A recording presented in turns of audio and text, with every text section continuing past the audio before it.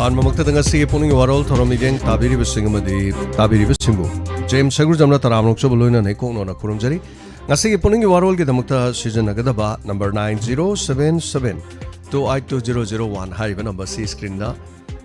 thamjare loina na video call ki damak thamjari ba number 7005707808 hariba number C su screen na leijare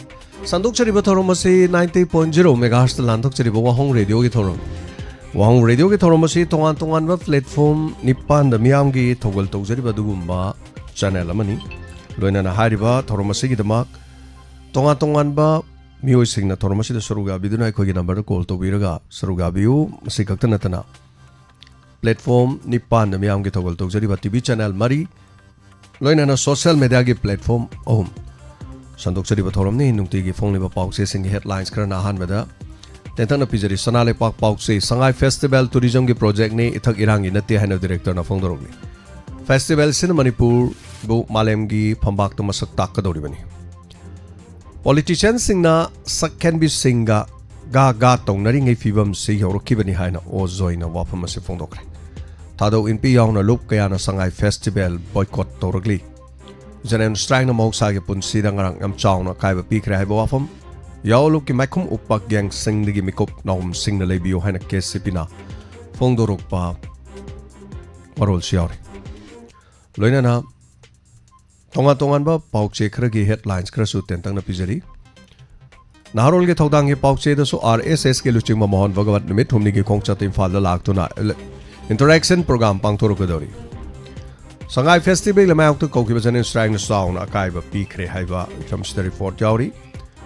Loina na maitai fawba kan mangam dringai sangai kana bani haina festival pangthok maram chade o joy migi loan bu hena lumna lo kibadagi ima loan na thari pokom tawre haina MP na phongdorok pawarol yawre pandam gi headlines su Manipur gi oina rajniti tawriba singda parliamentary practice samari producer khanghan bechangi haina o joy na phongdok pawarol senpam khudimakta leiriba mipum khudimak sangai festival saru yagum si haiba herikon gi wafam While Kati Pausi Esigida, Jeppe Nanda Lak Laroi, Mohon Bhagavat Heng Panda Lak Lagani. Loinana Sangai Festival Tobugi Mayok the Kokibaban Kontaklan Sikre. Protected Area Permit Tamban Manipur the Foreign Tourist Sing Lapagi Chang, Nembani, Dublin Fondor Puaro. UPM the Bihar ki Kongchat Lower Matung the Malem Tonga Best West Bengal the Tungkre. Loinana Nupa Yama Puning Wakalgi Awab Loss in the Bohone and report among Matungina. Pongboa from Yauri. Loina na pauche Oyel lan pau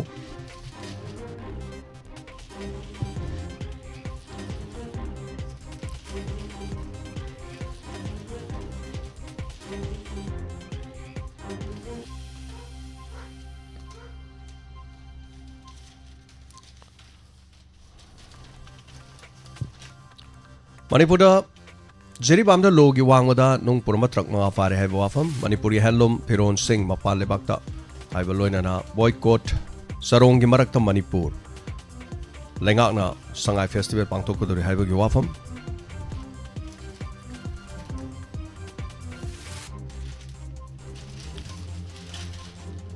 Manipur gi handloom Piron Singh mapal lebak ki miyo sing yamna pamna Lauri amadi demand tori hai wafam kaido bogi Sangai Festival pangtok ko dori bano Bihar board karga Manipur da harauri bakari gino hai ba hiram sida report loina na pono fam paukche gi headlines su Sangai Festival mafang kya da pangthok dauri security section thorang lo khat kre hai Nitish Kumar NDA gi luchingmo na khan kre ngasi wasak lorgani Amaromda isa fawba kan mangam danang leringai Sangai kan ba festival honari ba simaram sadi ojoi Manipur Sangai Festival su irang tokna te tourism director phongdo ki wafam loina na FRN emergency control room sanga kre Pani go pauda Trump na Israel bu karisu thoksa biram dana Saudi Arabia da F-35 yon baga loina na nuclear energy gi lamda su Crown Prince bin Salman ga kuyak pinakre Mohammed bin Salman gi paisana Saad marpudar gi changda mangla baga ja amohana sengwat sagat kadori hai hiram sa report yauri Facebook ta nungsinar ga Pakistan de chen ki binu pida yet pida na ba hai kre hai hiram sa report ma yauri Loina na India amadi Pakistan sono ki balan kudong sab lawruga China na Rafale gi fake campaign sathaki hai hiram sta report Pakistan की हाने के prime minister Imran Khan की मचन मचे संपोइदुना लंबी दे चिंगदुना लाकनख्रे हाइबा नुंगाइतबा पाव मसु यावरी लोइना ढाका द शेख हसीना बो हाना होनकिबा दुदगी इंडिया के प्राइम मिनिस्टर नरेंद्र मोदी ने कनबिकिबनी हाइबा हिरमसिदा रिपोर्ट लोइना सऊदबा SU-75 jet fighter Putin India द ऑफर तोरखरे असिगे लोइना लोइजरे नुक्तिगी फोंलिबा पावसे सिंदगी लौथोकचबा मरोइबा पाव खरा मखा तारकुसे खोगी नंबर कॉल तौबीदुना थोरमसिदा सरुग याबीबा यागनी लोइना ngarang थोरमसिदा कॉल फंखिदबा सिंगना थोरम सरुग याबियु कॉल याम तोइना फंगबा सिंगना लेपिरगा फंगहौदबा सिंगदा खुदोंग साबसी पिमिनासी संदोक चरिबा थोरम पुनिंगी वारोल हारिबा थोरमसी यामना रियलिटी ओइबा अखोगी पुंसीगा याम नकना चटमिनारिबा थोरम अमनी हाइना लौजबगा लोइना थोरमसिना अवाना अदुगा पुनिंग लौसिंग ओइबा याबा दुगा तोंगा तोंगा मफम कयादा लेबिरिबसिंगी मागी वाखलोनसिंग संदोकचरिबा थोरंगी मतांगदा मियामना फोंदोकननबगी तंजादु पिजबनी पाव पारिंगे मनुंगदा कॉल यामना तौबिरंबसिंगदु पाव पाबा लोइजरे अदोंगी कॉल तौबा याबगी मतम लेजरे यारगदी थोरमसी ताबिरगा फोन तौबियु थोरम तादना कॉल तौबिबगी महत्ता थोरम ताबिरगा कॉल तौबिबने हेनुवाइजै अदुगा ngसाइदे कॉल याम तौबिरंबसिंगदु कॉल तौबिनबा सेम साबिरो हानबा कॉल ओकेजरी हेलो मिंगमदि लेफम हाइबिसे सारे उजे छोड़म सेक्रेटरी एलिम बिनी सा तराम नोक्चरी सार लौमी गी वान उजब लान मरक्ता वान उजब लौ फोबई मै थाब हाबसे लौमी जिंगबु मै थाब समाने हाबसे आमदा थमदगे लाइरेन काबिगी ngarang उजा गी पुंगी वालंदसु खत्तिबा यादुम ताजै अदुना थमजनी अफमसे खोई लाइरेन काबी सोम लाइरेन काबी फुमलो अदि कदांगवन अदगी मयांग लांजिंग असोमदा फवई पैरिजे ओजा आइना सुम खनबरा 700 तगिना 1000 मया ओरंगने हुजि फवई याम लैयो फवजी बरा अखोय सोमदना ओजा फवईजी पैनदेको पैनदे हाइबदी ngasi येदोरदी खुदक्ता दुम तौरगा तौनबंग हातनेबा ngakhtang da khomjalaga loin tawi haijariba हाइबदी मै थाबसी थानरबनिना थादनबनेबा अदो ओजा खोइदि लेहौरिबा फवई म्यामदु उबदा इसाजे लोइन लेहौहौय हाइताइने इ उरुबदो ओजा इन भिडियो मतेमदे थागिबनेबा okay okay ngaranggi si kamai togibo ataina lau ubudagi hujiki jini hena tangam gadaba kainarga moidang pokto khumbong longgi madagi lairen kabide laga mapamneba masida laga lau urineba duitari madugi lapo katasu gari bharada su kyam talangmani aduga mokoji loksanne imphal longmi sogomana soigi neba mana chahi kunena paira baneba adu ngarang si khoi laimani group ki team na koji ngasi chachaina baneba अबदा खोगी member खरना माना थवाई अदु यान वाना no चुप लेंदौ सरपुदी याम यामदबो कितंग पिरु जदु मागी मिलुई पिरांदो खजि तोरसु खखनना बना मै तो नंगरांगि खोई मसादी कनोदा लेरमद्रे लाइरं काबिदा अदो मसानो पागी जीपेदा जिकी हारिबो खोमै मागी नुपासी खोगी कुमार कवि तायन पाइबम कनो हाइबा कनो मोयनि खुंबों युनाक्से कनोगी लेबोंगे अदुना तमनि वफमसि ऐना सुम खनबदा हुजिकी लेइबा अखोगी कोकरुकी चिंसांग रेंज दो अदुगी गताइनबा लबुक सिंगबको अदुना ऐना सुम खनबदा थाइने होनो तने मोजि कुइने पैसलगा अदुमाइ तमनो तम तमनि येबा अदुगु मेचिन दुसु जा लकोनदुदा आई मेचिन जी अनि बुसुनो उरक्तिने अनि होम सुनो उरक्तिबा मेचिन वाटपगी मरम ओरगदी तन रिक्सो जा खुरमदि लुइनो कनो से मेचिन जी लोरेको माने अदुन सोमदगी खना चानबा तौरगा याम थुन्ना यैरगदी फनी आइना सुम खमदा ngauसन फैजनबो जिदि फत्तबा तौरगा मदु कनो करातारे अखोई रेंग काबने खनजबा याम लैयबा अदुन दै खुदिंग लेबदिजे अदु तौबदी फौना चाइबा मैचाक तो फौ थवाई पांदबै वानी थवाई पालमदी मांगना कपकदबो खोंगदा मैमजे मरमदि चाइमगी तानबा उजबनी छेंदोंगी नत्तेबा अदुना माना फंगिबा या कनो लुखाबिदो फंगिबा मैचाक तो मा मसादा हुजि खुतक्ता होय फाबा बनबो ngamdre आइना खलगसु मागी मचा मसु हयेंग वाई मदुगी चैबि चैथिंगि सोइदना फंगनी मरमदि मदुगी नुपीदुना लौमी नुपी खोमैदुना कप्पिबगी खोंजेन ताबदो ओजाबु थमोई अदुम उबो खुदिम अनिरक सुन उनिंगदे हाबा लेइबा थमोई काई बाय तारिंग माइ कप्पदो अदुना सोम अवांग लोम थंगबा हुजिकी साइडसी यामना लौसि लोक्ट्री अदुना यारगदी याम थुना लोक्सनबा अदुगा नुमदांगसे कई तारे मोइदु कनो यामना लेबनिना मदु पेट्रोलिंग गुम्बा नत्रगना दौराना मी में लेई खंगदि तोसलाई जु जिति दी कनो की एलईडी लाइट की हम सान सान चप्पल लेको जा नाने अदु कापगा खजितंग ड्यूटी गुम्बा तानरगदि समना लौराम से जा रुपा यामंगनी ने मागी फौ थोरकदि पैसा जुरी को दिया अदुना मदु चाखिबा तांगो योनगे बाबसी यामना नुंगाइते अदुना अखोई कुमसी जी अꯩꯅ ꯃꯤꯉꯣꯟꯗ ꯋꯥꯔꯤ ꯂꯤꯔꯤꯅꯤ ꯑꯁ ꯀꯨꯝꯁꯤꯗꯤ ꯍꯋꯥꯏ ꯃꯩ ꯆꯥꯛꯄꯁꯤ ꯌꯥꯎꯕꯤꯗꯧ ꯃꯥꯟꯗ꯭ꯔꯦꯅ ꯈꯜꯂꯦꯕ ꯃꯔꯝꯗꯤ ꯑꯩꯈꯣꯏ ꯁꯣꯝꯗꯤ ꯂꯣꯏꯔꯕꯅꯤ나 ꯃꯥꯅꯦ ꯃꯥꯅꯦ ꯑꯗꯨꯗꯤ ꯑꯋꯥꯡꯂꯣꯝ ꯊꯪꯕ ꯁꯣꯞꯇꯗꯤ ꯑꯣꯖꯥ ꯃꯩ ꯃꯨꯔꯛꯄꯗ ꯍꯧꯋꯤ ꯍꯥꯏꯕ ꯇꯥꯔꯦꯅꯦ ꯑꯗꯨꯅ ꯑꯁꯤꯒꯨꯝꯕ ꯐꯧꯒꯤ ꯃꯩ ꯊꯥꯕꯒꯤ ꯊꯕꯛꯁꯦ ꯌꯥꯔꯤꯃꯈꯩ ꯇꯧꯕꯤꯒꯅꯨ ꯃꯔꯝꯗꯤ ꯑꯩꯈꯣꯏ ꯍꯧꯖꯤꯛ ꯅꯨꯄꯤꯗꯨꯅ ꯍꯥꯏꯔꯤꯗꯣ ꯃꯥꯅ ꯀꯔꯤꯝꯇ ꯅꯨꯡꯉꯥꯏꯅꯗꯕꯁꯨ ꯂꯩꯇꯦ ꯅꯨꯡꯉꯥꯏꯅ ꯂꯩꯔꯝꯗꯧ ꯃꯥꯟꯗꯦ ꯃꯔꯝꯗꯤ ꯃꯥꯗꯤ ꯁꯣꯝꯗ ꯑꯩꯈꯣꯏꯒꯤ ꯃꯣꯏꯗꯥꯡꯄꯣꯛꯇ ꯃꯌꯨꯝ ꯄꯥꯜꯂꯕꯅꯦꯕ ꯑꯩꯈꯣꯏꯒꯤ ꯀꯩꯅꯣ ꯂꯥꯏꯔꯦꯟ ꯀꯥꯕꯤꯗꯒꯤ aduna la la uzabagi wane ba aduna masing auction fashion ba ma tauba idoba aduga atopa maram amana koi churup chi thaga samna langtoku mai du lambi maya ne hai koi chapchana ma phon di ye yoroktre aduna churup chi ju ji di phojin sa sai ba aduna charu ji kang kholaga maduda akoi torpasu ya aduna lok bugda akoi chatpada bi thaga ju thakpu lorga di phatla hundokpi daba ꯑꯩꯈꯣꯏꯒꯤ ꯈꯣꯡꯅ ꯅꯦꯈꯥꯏꯕ ꯑꯃ ꯂꯩꯗꯥꯏꯅꯦ ꯍꯣꯏ ꯑꯗꯨꯃꯥꯏꯅ ꯇꯧꯔꯒ ꯑꯩꯈꯣꯏꯒꯤ ꯃꯥꯒꯤ ꯃꯅꯨꯡꯒꯤ ꯃꯩꯆꯥꯛꯇꯨ ꯌꯥꯎꯗꯅꯕ ꯍꯣꯠꯅꯕꯤꯔꯝꯃꯨ ꯑꯗꯨꯅ ꯃꯍꯥꯛꯅ ꯑꯋꯥꯔꯤꯕ ꯑꯗꯨ ꯑꯩꯈꯣꯏ ꯄꯨꯟꯁꯤꯒꯤ ꯀꯥꯎꯕ ꯉꯝꯃꯣꯏ ꯃꯔꯝꯗꯤ ꯐꯧꯒꯤ ꯃꯩ ꯆꯥꯛꯄꯗ ꯀꯞꯄꯁꯤ ꯏꯃꯨꯡ ꯃꯅꯨꯡꯒꯤ ꯃꯤ ꯀꯥꯏꯅꯈꯤꯕꯗꯤ ꯍꯦꯟꯅ ꯀꯞꯄꯤ ꯍꯥꯏꯇꯥꯔꯦ ꯌꯥꯝ ꯋꯥꯅ ꯎꯖꯕꯗꯣ ꯑꯗꯨꯅ ꯑꯁꯤꯒꯨꯝꯕ ꯊꯕꯛꯁꯤ ꯇꯁꯦꯡꯅꯃꯛꯀꯤ ꯌꯥꯝꯅ ꯅꯨꯡꯉꯥꯏꯇꯦ ꯑꯗꯨꯒ ꯂꯣꯏꯁꯤꯜꯂꯛꯄꯗ ꯑꯣꯖꯥ ꯑꯩꯈꯣꯏꯒꯤ ꯃꯅꯤꯄꯨꯔꯒꯤ ꯍꯤꯁꯇ꯭ꯔꯤꯗ ꯚꯣꯂꯤꯕꯣꯜꯒꯤ ꯍꯤꯁꯇ꯭ꯔꯤꯗ अंडर 17 स्कूल नेशनल गेम दा गोल्ड मेडल लौरपसे उत्तराखंड अहम थोदना अखोई लमदिंग की प्लेयर यावी वांगबन स्वाई यावी लमदिंग की प्लेयर दो लमदिंग वासे ग्रुपना केस रिवार्ड अखोई थौरांजरी याम नुंगाइबा मरमदि कइनो हरगा अखोई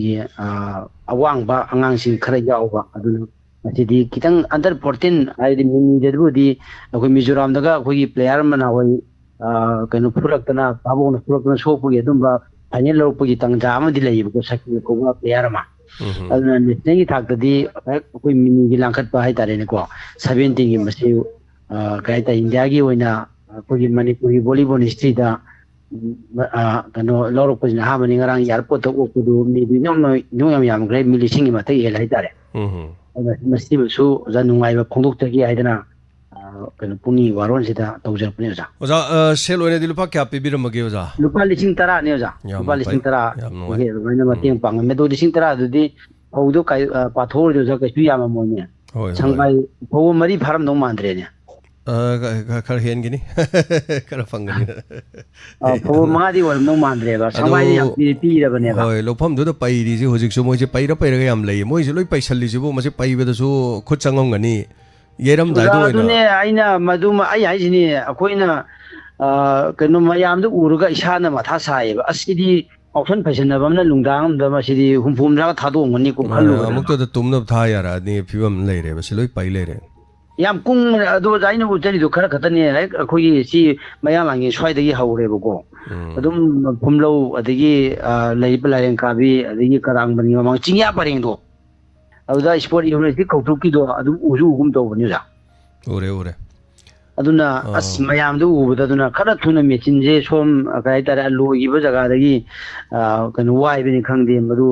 लेकाइ क्लब सुलेंगनि गोदा मदुना कांटेक एनी अखोइदा जनु तबिरो ओदा जेएमसी दा हाइबियासु याइ इंगोंदा हाइबियासु याइ दु तरोगा अखोइ सिल्लगा ने मेचिनदु दका ले याइ अखोइ दुम सिल्लगा थाजरगे माइ ममनदिगी दुइति मयामदु लौनबा चाम लरेंगने बोजाको याम तुनो लोइनिंग बाइ तारे आइने सुम खमदा मोइदो लौ याइबो लोइबदा ngasi 10 निदे लोइ ngam दो मान देजा अदुना फबोइदु नोन याम बाइ तारे को होय अदुना मदु खल्लुबदा मथा साइ अदुना लौमिसिना यारिके अखोइगी मी फत्तबा लई हाइबसे खनबिरगा दांग ड्यूटी ताबा गी थबकसे तौबिनु हाइबसे थागचरी तमनो आजोजा आइने सो आइजबदो से फबोइ पैरी मयाम जे सिदगी फौ बोरा अमम तंग पीरदे ना अमम तंग नतजो से बेग बोरा पतंग खाइ तंग पीरदे मांगिबा मिदुगी फंगमिनबा याबने लौकोनगी मयाम दाइतसे लौनरदिको दबा मोरे थागचरी द मयाम सेक्शन बिरो हाइबसे मंगारे अमुक्तदा चूरगा चाखिबदि सि लैरिबा लौकोनसिदा मी अमनिना मैहुम अम पारे को चेंजेला थारदि भनेम थाने ꯃꯤꯒꯤ ꯑꯁꯤꯒꯨꯝꯕ ꯀꯔꯤ ꯏꯟꯇꯔꯦꯁꯇꯔꯣ ꯀꯔꯤꯅꯣ ꯈꯪꯗꯦꯗ ꯍꯧꯖꯤꯛ ꯃꯇꯝꯁꯤ ꯒ꯭ꯌꯥꯟ ꯇꯥꯗꯦ ꯍꯜꯂꯣ ꯃꯤꯡ ꯑꯃꯗ ꯂꯩꯐꯝ ꯍꯥꯏꯕꯁꯤ ꯏꯌꯥꯝꯕ ꯅꯅꯥꯎ ꯁꯦꯛꯁꯄꯤꯌꯔ ꯏꯀꯥꯏ ꯈꯨꯝꯅꯖꯔꯦ ꯇꯥꯕꯤꯔꯤꯕ ꯁꯦꯂꯣꯝ ꯁꯨꯔꯤꯌꯥꯕ ꯑꯣꯖꯥꯁꯤꯡ ꯑꯍꯥꯟꯕ ꯀꯣꯂꯔ ꯑꯣꯏꯅ ꯅꯍꯥꯟꯒꯤ ꯅꯨꯡꯉꯥꯏꯇꯕ ꯆꯍꯤꯁꯤꯒꯤ ꯑꯍꯥꯟꯕ ꯐꯧ ꯃꯩ ꯊꯥꯕꯤꯈꯤꯕ ꯏꯟꯗꯣꯟꯗꯨꯒꯤ ꯃꯐꯝꯗꯨꯒꯤ ꯌꯥꯎꯔꯝꯕ ꯑꯦꯜꯑꯦꯟꯖꯤꯒꯤ ꯇꯤꯝꯗ ꯂꯨꯄꯥ ꯂꯤꯁꯤꯡ 10 ꯄꯤꯕꯤꯔꯨꯕ ꯌꯥꯝ ꯊꯥꯒꯠꯆꯔꯤ ꯑꯦꯜꯑꯦꯟꯖꯤꯅ ꯁꯤꯒꯨꯝꯕ ꯄꯥꯎꯁꯦ ꯇꯥꯕ ꯈꯨꯗꯤꯡꯒꯤ ꯆꯦꯟꯁꯤꯜꯂꯒ ꯄꯥꯡꯉꯤꯁꯦ ꯐꯅꯌꯥꯝ ꯌꯥꯝꯃꯦ ꯈꯪꯍꯟꯅꯕ ꯌꯥꯗꯦ ꯑꯦꯜꯑꯦꯟꯖꯤꯒꯤ ꯑꯗꯨꯝ ꯊꯥꯔꯛꯇꯤꯉꯩ ꯍꯧꯖꯤꯛ ꯂꯩꯔꯤꯁꯤꯁꯨ ꯁꯤ ꯂꯩꯕ ꯃꯌꯥꯝꯗꯒꯤ ꯁꯨꯝ ꯎꯕꯗ ꯊꯥꯒꯦ ꯌꯥꯎꯕ ꯑꯃ ꯊꯥꯔꯛꯑꯒꯗꯤ ꯐꯅꯌꯥꯝ ꯊꯥꯈꯤꯅꯤ ꯍꯥꯏꯇꯥꯔꯦ ꯃꯩꯁꯨ ꯅꯥꯀꯟꯗ ꯊꯥꯕ ꯑꯃꯁꯨ ꯌꯥꯎꯔꯤ ꯑꯗꯒꯤ ꯆꯔꯨ ꯈꯔ ꯑꯗꯨꯝ ꯊꯝꯃꯝꯕꯗꯨꯕꯨ ꯑꯗꯨꯝ ꯆꯥꯛꯄꯨ ꯆꯥꯛꯂꯛꯑꯅꯤ ꯑꯗꯨꯕꯨ ꯊꯥꯒꯦ ꯌꯥꯎꯅ ꯊꯥꯕꯗꯤ ꯑꯣꯏꯔꯝꯒꯅꯤ ꯆꯨꯔꯨꯞꯀꯨꯝꯕꯗꯗꯤ ꯃꯥꯟꯗꯦ ꯍꯥꯏꯇꯥꯔꯦ ꯑꯩꯒꯤ ꯑꯣꯏꯕ ꯃꯣꯠꯇꯗꯤ ꯑꯗꯣ ꯆꯨꯔꯨꯞꯇꯨ ꯑꯗꯨꯝ ꯆꯥꯛꯑꯒ ꯊꯥꯔꯒ ꯂꯪꯁꯤꯜꯍꯟꯕ ꯅꯨꯡꯉꯥꯏꯇꯦ ꯆꯍꯤꯁꯤꯒ ꯑꯩꯅ ꯊꯝꯖꯅꯤꯡꯕꯗ ꯏꯌꯥꯝꯕ ꯃꯁꯤꯒꯤ ꯄꯨꯛꯅꯤꯡ ꯋꯥꯔꯣꯜꯗ ꯁꯉꯥꯏ ꯐꯦꯁꯇꯤꯚꯦꯜꯁꯦ ꯑꯩꯈꯣꯏ ꯇꯨꯔꯤꯖꯝ ꯗꯥꯏꯔꯦꯛꯇꯔꯅ ꯀꯨꯝꯍꯩ ꯅꯠꯇꯦ ꯏꯊꯛ ꯏꯔꯥꯡꯒꯤ ꯅꯠꯇꯦ ꯍꯥꯏꯕꯗꯨ ꯆꯨꯝꯃꯦ ꯀꯨꯝꯍꯩꯒꯤ ꯅꯠꯇꯦ ꯏꯊꯛ ꯏꯔꯥꯡꯒꯤ ꯅꯠꯇꯦ ꯈꯪꯖꯩ ꯀꯩꯒꯨꯝꯁꯨꯡ IDPꯁꯤꯡꯒꯤ ꯄꯤꯐꯝ ꯊꯣꯛꯄ ꯁꯦꯜ ꯊꯨꯝ ꯄꯤꯊꯣꯛꯇꯅ ꯑꯩꯈꯣꯏꯒꯤ ꯀꯩ ꯍꯥꯏꯅꯤ ꯁꯉꯥꯏ ꯐꯦꯁꯇꯤꯚꯦꯜꯗ ꯀꯥꯏꯊꯗꯕ ꯌꯥꯗꯦ ꯍꯥꯏꯗꯅ ꯀꯔꯣꯔ 13 ꯀꯥꯏꯊꯗꯣꯏꯒꯤ ꯄꯩꯁꯥꯁꯦ IDPꯁꯤꯡꯗ ꯀꯥꯏꯊꯕꯗ ꯌꯥꯗꯕ ꯖꯥꯠꯂ ꯀꯥꯏꯐꯝ ꯊꯣꯛꯇꯦ ꯍꯥꯏꯒꯗꯧꯔꯤꯕ ꯁꯤꯅꯦꯕ ꯏꯊꯛ ꯏꯔꯥꯡꯒꯤ ꯅꯠꯇꯦ ꯍꯥꯏꯁꯤꯗ ꯀꯃꯥꯏꯅ ꯏꯊꯛ ꯏꯔꯥꯡꯒꯤ ꯅꯠꯇꯦ ꯍꯥꯏꯅꯤꯡꯉꯤꯅꯣ ꯑꯗꯩꯗ ꯂꯥꯛꯇꯣꯔꯤꯕ ꯃꯤꯁꯤꯡꯗꯨ IDP ꯊꯣꯏꯅ ꯂꯥꯛꯑꯣꯏ ꯃꯣꯏꯒꯤ ꯊꯝꯐꯝ ꯈꯔ ꯐꯝꯃꯒꯁꯨ IDPꯅ ꯌꯣꯟꯗꯣꯏꯁꯦ ꯀꯔꯤ ꯄꯣꯠꯅꯣ ꯉꯁꯤꯁꯨ ꯑꯗꯨꯝ ꯀꯣꯀꯣꯝꯅꯤ मागी रैली में यानिंगे है इरांग तौना हजिसे थोनरी अदुबो हाइजनिंगी अदैदा चरकदोइसो सेनगी थबक ngaktaनेबा लैबदगी चाबदगी थकपदगी टिकेट चंगदगी सेन यावदब करंबनो सानादोइजे मनुंगीदा अदुना इथगिरांगी नत्ति हाइदो ओरगजु आईडीपी सिंगी अवाबसे येंगिरगा मयामना तौबिनु मतम चादे तोपदा बिला चंगदबजुना लंबी थोंग सेबा आईडीपी सिंग लंबी थोंग सेंबिद्रगजु आईडीपी सिंग द कथोपदुन हेना फगनी हाइबगी प्रम तनोदने मयामना पांदमदुन मयामना पामनरी आईगी पामदरी अदुबु इरांगे दमक तौने अइना हाइबदु दुम ताइयाम मिटै बसस मिटै दुम हौरे मिटै पुलिस का दुम होजे लेरिबम स्टेट पुलिस का मिटै इंटाना याम जुनिको अदु पैरामिलिटरी पुलिस का दुम होजे यार ग्यास का खाबो हौरा माने खरा तौबदा दु नुमाइति हाइतारे सीमा थमजगे अदुगा अनि सुइलो लोइदना अई जैदा ngasi je gari accident da nupa ama leite saba ma eng thangeni gi accident haibasi maram ahum da thoi aham da section da watpa ani su da zahi su da gari thauba aduga ahum su da na yangna ai khang ni dum control ngamaga ju ngamdra ju tai ma thau ni dum accident thokoi chang je wang banina yam section la ni IDP sing na su ji ki wa ri ba sumaina oi lambi cha thokpu da gari atang ba thauri ba kangbu na su E ꯁꯣꯛꯍꯧꯗꯕ ꯌꯥꯏ ꯂꯝꯕꯤ ꯆꯠꯄ ꯃꯤꯗ ꯃꯌꯥꯝ ꯁꯤꯅ ꯊꯣꯛꯄꯁꯦ ꯊꯣꯛꯇꯅꯕ ꯑꯩꯈꯣꯏ ꯃꯌꯥꯝ ꯆꯦꯛꯁꯤꯟꯅꯁꯤ ꯍꯥꯏꯕ ꯋꯥꯐꯝꯁꯤꯡꯇꯪꯒ ꯊꯝꯖꯒꯦ ꯌꯥꯝꯅ ꯊꯥꯖꯩ ꯌꯥꯝ ꯅꯨꯡꯉꯥꯏꯖꯔꯦ ꯊꯥꯒꯠꯆꯔꯤ ꯇꯥꯛꯄꯤꯔꯛꯄꯒ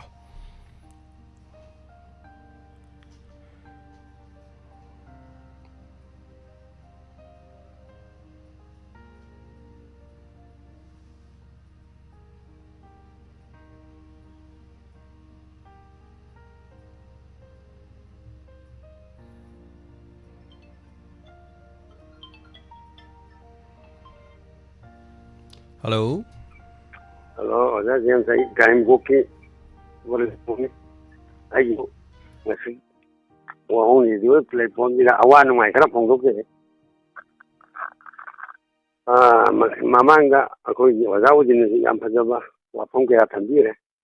section ni keno ne sahi gi phowei gi mai thai ji loi khangna badi awa badi ai chau ya jeri adu tar de phowei paidraba ai wakan ko ai pung le le phongdok se to ni ngasnungda wayam se phobo ma sam ta takhalam ba ayu ngani ye yar gana adu ayuk de khondal ga ye ba o natra gana ayuk ta ni sa tholo pa adu khondal ga ye ba akoi som da ja da mai loi taw ya adu maram ore ga akoi kai ko khungang da mai yong ta ju thadri tha ju ai ngasi khang koi bawda ai sei humra su do ro hौजी याम खोंना माइ तारे गुंसी जै आई जै तारा को लौ जु रखदा गुंसी मु थोकी यावजे जे हाइजेरिबा अदु ममांग दा आइन पाखंग युम बामन नौ ये अमतंग थोकी 24 दा आई लवाक्सी संगम दा कुंसांवा थोकेबा अदु अंदर गुंसी जी ꯍꯨꯝꯐꯨꯒꯤ ꯃꯌꯥ ꯊꯣꯛꯏ ꯀꯨꯟꯊ꯭ꯔꯥꯒꯤ ꯃꯌꯥ ꯑꯗꯨ ꯀꯥꯏꯅꯈꯣꯛꯁꯦ ꯑꯌꯥꯝꯕ ꯂꯣꯏꯅ 35 ꯊꯣꯛꯄ 50 ꯊꯣꯛꯄ 30ꯒꯤ ꯃꯌꯥ ꯊꯣꯛꯄ ꯁꯪꯒꯝꯗ ꯂꯣꯏꯅ ꯇꯧꯏ ꯍꯥꯏꯖꯔꯤꯕ ꯑꯣꯖꯥ ꯑꯗꯨꯅ ꯃꯔꯝ ꯑꯣꯏꯔꯒ ꯍꯧꯖꯤꯛ ꯌꯩꯕꯤ ꯍꯧꯗꯕ ꯀꯥꯡꯕꯨꯁꯦ ꯐꯧꯕꯩ ꯄꯩꯔꯅꯨ ꯐꯧꯕꯩ ꯄꯩꯔꯒꯅ ꯁꯪꯕꯤꯔꯣ ꯉꯁꯥꯏ ꯃꯃꯥꯡꯗ ꯍꯥꯏꯔꯤꯕ ꯇꯣꯁꯂꯥꯏ ꯁꯦꯠ 3-4 ꯆꯟꯕꯗꯣ ꯄꯥꯏꯕꯤꯔꯒ ꯃꯤ 2-3 ꯃꯥꯟꯅꯔꯒ ꯂꯦꯞꯄꯤꯔꯣꯕ ꯑꯗꯨ ꯉꯝꯗꯕ ꯀꯥꯡꯕꯨꯅ ꯅꯣꯡꯉꯥꯜꯂꯒ ꯈꯣꯝꯖꯤꯜꯂꯒ ꯌꯩꯕꯤꯌꯣ ꯑꯗꯨ ꯑꯣꯏꯇꯥꯔꯗꯤ ꯐꯧ ꯆꯥꯔꯣꯏ ꯀꯩꯅꯣ ꯇꯧꯔꯔꯣꯏ ꯁꯤꯃ ꯊꯝꯖꯒꯦ ꯑꯗꯣ ꯑꯩꯈꯣꯏ ꯑꯣꯖꯥ ꯍꯧꯖꯤꯛꯁꯦ ꯑꯩꯅ ꯌꯥꯝ ꯊꯥꯒꯠꯄ ꯑꯩꯈꯣꯏ ꯏꯅꯥꯎꯅꯨꯄꯥꯒ ꯇꯤꯟꯅꯕ ꯑꯗꯨꯒꯨꯝꯕ ꯏꯅꯥꯎ ꯑꯃꯅꯤ ꯃꯔꯝꯗꯤ ꯃꯥꯁꯤ ꯚꯣꯂꯤꯕꯣꯜꯗ ꯌꯥꯝ ꯊꯋꯥꯏ ꯌꯥꯎꯕ ꯃꯥ ꯅꯦꯁꯅꯦꯜ ꯔꯦꯐ꯭ꯔꯤꯅꯤ ꯑꯗꯨꯒ ꯑꯩꯈꯣꯏ ꯏꯅꯥꯎꯄꯥꯁꯨ ꯅꯦꯁꯅꯦꯜ ꯔꯦꯐ꯭ꯔꯤꯅꯤ ꯀꯥꯏꯔꯦꯡꯈꯣꯛꯇ ꯍꯧꯖꯤꯛ ꯁꯤꯕꯥꯏ ꯌꯥꯎꯔꯤꯕ ꯔꯤꯇꯥꯌꯔ ꯑꯣꯏꯔꯤꯕ ꯌꯥꯎꯔꯤ ꯃꯌꯥꯝꯁꯦ 50%ꯗꯤ ꯚꯣꯂꯤꯕꯣꯜꯗꯒꯤ ꯂꯣꯏ ꯈꯟꯈꯤ ꯉꯥꯛꯇꯅꯤ ꯄꯩꯁꯥ ꯇꯤꯡꯗꯕꯤ ꯊꯥꯒꯠꯆꯔꯤ ꯑꯣꯖꯥ ꯌꯥꯝ ꯅꯨꯡꯉꯥꯏꯖꯩ ꯑꯗꯨꯅ ꯑꯣꯖꯥꯒꯤ ꯑꯣꯖꯥ ꯋꯥꯈꯜꯂꯣꯟ ꯍꯧꯖꯤꯛ ꯄꯤꯕꯤꯔꯛꯄ ꯈꯪꯕꯤꯔꯝꯒꯅꯤ ꯑꯩꯅ ꯍꯦꯛ ꯈꯪꯉꯛꯄꯗꯒꯤ ꯏꯟꯗꯤꯌꯥꯗ ꯍꯟꯗꯛ ꯚꯣꯂꯤꯕꯣꯜ ꯑꯩꯈꯣꯏꯒꯤ ꯖꯨꯅꯤꯌꯔꯒꯤ 17 ꯏꯌꯥꯔꯒꯤ ꯍꯟꯗꯛ ꯂꯧꯔꯛꯏꯁꯦ ꯒꯣꯜ ꯂꯧꯔꯛꯏꯁꯦ ꯑꯩꯅ ꯈꯪꯕꯗ ꯍꯟꯗꯛ ꯑꯍꯥꯟꯕꯅꯦꯕ ꯑꯗꯣ ꯑꯩ ꯀꯌꯥꯔꯛ ꯑꯩ ꯏꯆꯥꯅꯨꯄꯥ ꯑꯅꯤꯃꯛ ꯚꯣꯂꯤꯕꯣꯜ ꯁꯥꯟꯅꯔ ꯄ꯭ꯂꯦꯌꯔ ꯉꯥꯛꯇꯅꯤ ꯑꯗ ꯈꯟꯈꯤꯕ ꯉꯥꯛꯇꯅꯤ ꯍꯥꯏꯖꯔꯤꯕ ꯑꯗꯨ ꯑꯩ ꯈꯨꯃꯟ ꯂꯝꯄꯥꯛꯇ ꯁꯥꯟꯅꯕ ꯈꯨꯗꯤꯡꯗ ꯌꯥꯎꯖꯔꯛꯏ ꯑꯩ ꯋꯥ ꯉꯥꯡꯉꯛꯏ ꯑꯗꯨ ꯑꯩꯁꯨ ꯄꯨꯛꯅꯤꯡ ꯊꯧꯒꯠꯄ ꯌꯥꯎꯔꯛꯏ ꯚꯣꯂꯤꯕꯣꯜꯒꯤ ꯃꯔꯝꯗ ꯈꯪꯉꯝꯅꯤꯅ ꯑꯩꯅ ꯀꯩꯅꯣ ꯇꯧꯖꯔꯨꯗ꯭ꯔꯒꯁꯨ ꯑꯣꯖꯥ ꯑꯣꯏꯔꯨꯗ꯭ꯔꯒꯁꯨ ꯇꯣꯏꯅ ꯌꯦꯡꯉꯝꯅꯤꯅ ꯅꯤꯇꯤ ꯅꯤꯌꯣꯝ ꯈꯪꯖꯩ ꯍꯥꯏꯖꯔꯤꯕꯊꯥꯒꯠꯆꯔꯤ ꯑꯣꯖꯥ ꯕ꯭ꯔꯖꯃꯣꯍꯟ ꯂꯧꯒꯤ ꯋꯥꯐꯝ ꯇꯥꯛꯄꯤꯔꯛꯄ ꯑꯗꯨꯒ ꯑꯣꯖꯥ ꯑꯣꯖꯤꯠꯀꯤ ꯃꯇꯥꯡ ꯚꯣꯂꯤꯕꯣꯜꯒꯤ ꯃꯇꯥꯡꯗ ꯇꯥꯛꯄꯤꯔꯛꯄꯊꯥꯒꯠꯆꯔꯤ ꯑꯣꯖꯥ ꯕ꯭ꯔꯖꯃꯣꯍꯟ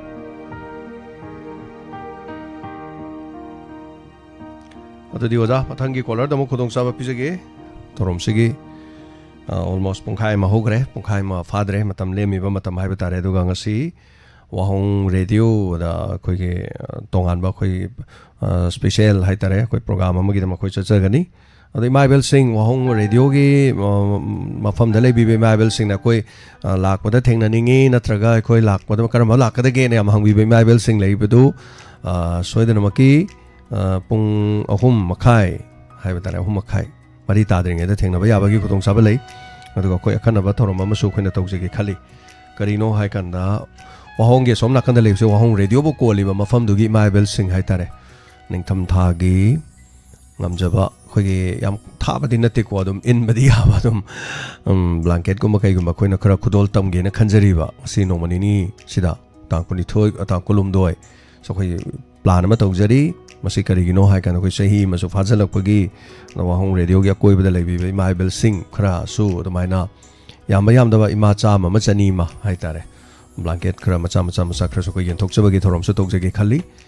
ꯑꯗꯨꯒ ꯋꯥꯡꯖꯤꯡꯒꯤ ꯑꯩꯈꯣꯏ IDP ꯂꯩꯔꯤꯕ ꯑꯗꯨꯒ ꯑꯩꯈꯣꯏꯒꯤ ꯈꯥꯡꯉꯕꯣꯛꯀꯤ IDP ꯂꯩꯔꯤꯁꯤ ꯁꯤ ꯃꯅꯨꯡꯗ ꯌꯥꯎꯕ ꯁꯤ ꯆꯥꯎꯔꯥꯛꯄ ꯍꯥꯏꯇꯥꯔꯦ ꯃꯗꯨꯗ ꯌꯥꯎꯕ ꯃꯦꯝꯕꯔꯁꯤꯡꯅ ꯑꯩꯈꯣꯏꯒꯤ ꯅꯝꯕꯔꯁꯤꯗ ꯀꯣꯜ ꯇꯧꯕꯤꯔꯒ IDP ꯂꯩꯔꯤꯕ ꯃꯦꯝꯕꯔꯁꯤꯡꯁꯤ ꯀꯔꯤꯒꯨꯝꯕ ꯑꯩꯈꯣꯏꯒꯤ ꯔꯦꯗꯤꯑꯣꯁꯤꯕꯨ ꯄ꯭ꯔꯣꯒ꯭ꯔꯥꯝꯁꯤꯕꯨ ꯌꯥꯝꯅ ꯅꯨꯡꯉꯥꯏꯅ ꯇꯥꯕꯤꯕꯁꯤꯡ ꯌꯥꯎꯕꯤꯔꯝꯃꯒꯗꯤ ꯃꯤ ꯃꯁꯤꯡ ꯆꯥꯎꯔꯥꯛꯄ ꯀꯌꯥ ꯂꯩꯕꯒꯦ ꯍꯥꯏꯕꯗꯣ ꯃꯗꯨ ꯃꯇꯪꯁꯨ ꯑꯩꯈꯣꯏꯗ ꯈꯪꯍꯟꯕꯤꯔꯛꯑꯗꯤ ꯌꯥꯝ ꯅꯨꯡꯉꯥꯏꯅꯤ ꯈꯪꯗ꯭ꯔꯒꯗꯤ ꯑꯩ ꯂꯥꯛꯑꯒ ꯃꯐꯝꯗꯨꯗ ꯈꯪꯅꯍꯟꯅꯕꯒꯤ ꯇꯥꯟꯖꯥꯗꯨꯁꯨ ꯂꯧꯖꯒꯦ ꯈꯪꯖꯅꯕꯒꯤ ꯇꯥꯟꯖꯥꯁꯨ ꯂꯧꯖꯒꯦ ꯑꯗꯨꯒ ꯃꯔꯨꯑꯣꯏꯅ ꯑꯩꯈꯣꯏꯒꯤ ꯋꯥꯡꯖꯤꯡꯒꯤ ꯀꯣꯗꯣꯝꯄꯣꯛꯄꯤꯗ ꯂꯩꯔꯤꯁꯤ IDP ꯃꯁꯤꯡ ꯀꯌꯥꯅꯣ ꯑꯗꯨꯒ ꯍꯧꯖꯤꯛꯀꯤ ꯑꯩꯈꯣꯏꯒꯤ ꯋꯥꯡꯕꯟꯒꯤꯗ ꯂꯩꯔꯤꯁꯤ ꯀꯌꯥꯅꯣ ꯍꯥꯏꯕꯒꯤ ꯍꯥꯏꯇꯥꯔꯦ ꯑꯅꯛꯄ ꯈꯔꯁꯤꯒꯤ ꯑꯣꯏꯅ ꯑꯩꯈꯣꯏꯒꯤ ꯊꯪꯅꯔꯤꯕ ꯈꯔꯁꯤꯒꯤ ꯍꯥꯏꯇꯥꯔꯦ ꯃꯅꯤꯄꯨꯔ ꯁꯤꯟꯕ ꯈꯨꯗꯤꯡꯃꯛꯇꯕꯨꯗꯤ ꯑꯩꯈꯣꯏ ꯉꯝꯗꯦ ꯃꯃꯥꯡꯉꯩꯗ ꯌꯥꯝꯅ ꯌꯦꯟꯈ꯭ꯔꯦ ꯃꯐꯝ ꯀꯌꯥꯗ ꯆꯠꯇꯅ ꯇꯧꯈ꯭ꯔꯦ ꯑꯗꯨꯕꯨ hꯧꯖꯤꯛꯃꯛꯀꯤ ꯑꯣꯏꯅ IDP ꯂꯩꯔꯤꯁꯦ ꯑꯩꯈꯣꯏ ꯈꯤꯇꯪ ꯅꯛꯄꯗ ꯍꯥꯏꯔꯒꯗꯤ ꯑꯩꯈꯣꯏꯒꯤ ꯅꯛꯄꯗ ꯍꯥꯏꯔꯒꯗꯤ ꯋꯥꯡꯕꯟ ꯑꯩꯈꯣꯏ ꯑꯣꯄꯣꯖꯤꯠ ꯈꯥꯡꯉꯕꯣꯛ ꯍꯥꯏꯇꯥꯔꯦ ꯈꯥꯡꯉꯕꯣꯛꯀꯤ ꯂꯩꯔꯤꯕ ꯁꯤꯗꯩꯗ ꯑꯗꯨꯒ ꯑꯃꯅ ꯑꯩꯈꯣꯏ ꯋꯥꯡꯖꯤꯡꯒꯤ ꯍꯥꯏꯕ ꯇꯥꯔꯦꯀꯣ ꯁꯤꯗ ꯂꯩꯖꯔꯤꯁꯤ ꯃꯁꯤꯡ ꯆꯥꯎꯔꯥꯛꯄꯁꯨ ꯈꯪꯖꯅꯤꯡꯉꯤ ꯀꯅꯥꯒꯨꯝꯕ ꯏꯆꯦꯁꯤꯡ ꯌꯥꯎꯔꯗꯤ ꯑꯩꯈꯣꯏꯗ ꯇꯥꯛꯄꯤꯌꯨ ꯑꯗꯨꯒ ꯋꯥꯍꯣꯡ ꯔꯦꯗꯤꯑꯣꯒꯤ ꯑꯗꯁꯨ ꯉꯁꯤ ꯑꯩꯈꯣꯏ ꯄꯨꯡ 3:30 ꯈꯔ ꯍꯦꯜꯂꯛꯄꯗ ꯊꯨꯡꯖꯒꯅꯤ ꯁ꯭ꯇꯨꯗꯤꯑꯣꯗ ꯑꯩꯈꯣꯏ ꯂꯥꯛꯆꯒꯗꯕ ꯍꯥꯏꯕ ꯇꯥꯔꯦ ꯑꯃꯨꯛ ꯂꯥꯛꯆꯕꯒꯤ ꯁꯤꯒꯨꯝꯕꯁꯤꯗ ꯑꯩꯈꯣꯏꯅ ꯍꯣꯠꯅꯖꯔꯤꯕꯁꯤ ꯃꯌꯥꯝꯁꯨ ꯋꯥꯍꯣꯡ ꯔꯦꯗꯤꯑꯣ ꯅꯨꯡꯁꯤꯕꯤꯌꯨ ꯑꯩꯈꯣꯏꯅ ꯍꯣꯠꯅꯖꯔꯤꯁꯤꯗ ꯍꯥꯏꯇꯥꯔꯦ ꯑꯗꯣ ꯏꯃꯥ ꯏꯕꯦꯜꯁꯤꯡ ꯊꯦꯡꯅꯅꯤꯡꯕ ꯂꯩꯔꯒꯗꯤ ꯍꯣꯔꯦꯟ ꯁꯣꯏꯗꯅ ꯊꯦꯡꯅꯃꯤꯟꯅꯁꯤ ꯆꯥ ꯕꯣꯔꯥ ꯆꯥꯃꯤꯟꯅꯔꯒ ꯍꯥꯏꯇꯥꯔꯦ ꯌꯥꯝ ꯇꯣꯏꯅ ꯑꯩꯈꯣꯏꯅ ꯁ꯭ꯇꯦꯁꯟꯗ ꯂꯥꯛꯄꯗꯤ ꯉꯝꯗꯕꯅꯤꯅ ꯑꯃꯨꯛ ꯂꯥꯛꯆꯕꯁꯤꯗ ꯍꯥꯏꯕ ꯇꯥꯔꯦ ꯑꯗꯨꯅ ꯑꯩꯈꯣꯏꯅ ꯍꯣꯠꯅꯖꯔꯤꯕ ꯊꯕꯛ ꯊꯧꯔꯝꯁꯤ ꯁꯄꯣꯔꯠ ꯇꯧꯕꯤꯌꯨ ꯑꯩ ꯃꯔꯛꯇꯁꯨ ꯍꯣꯔꯦꯟ ꯉꯥꯏꯍꯥꯛ ꯂꯩꯒ ꯂꯥꯎꯊꯣꯛꯆꯒꯦ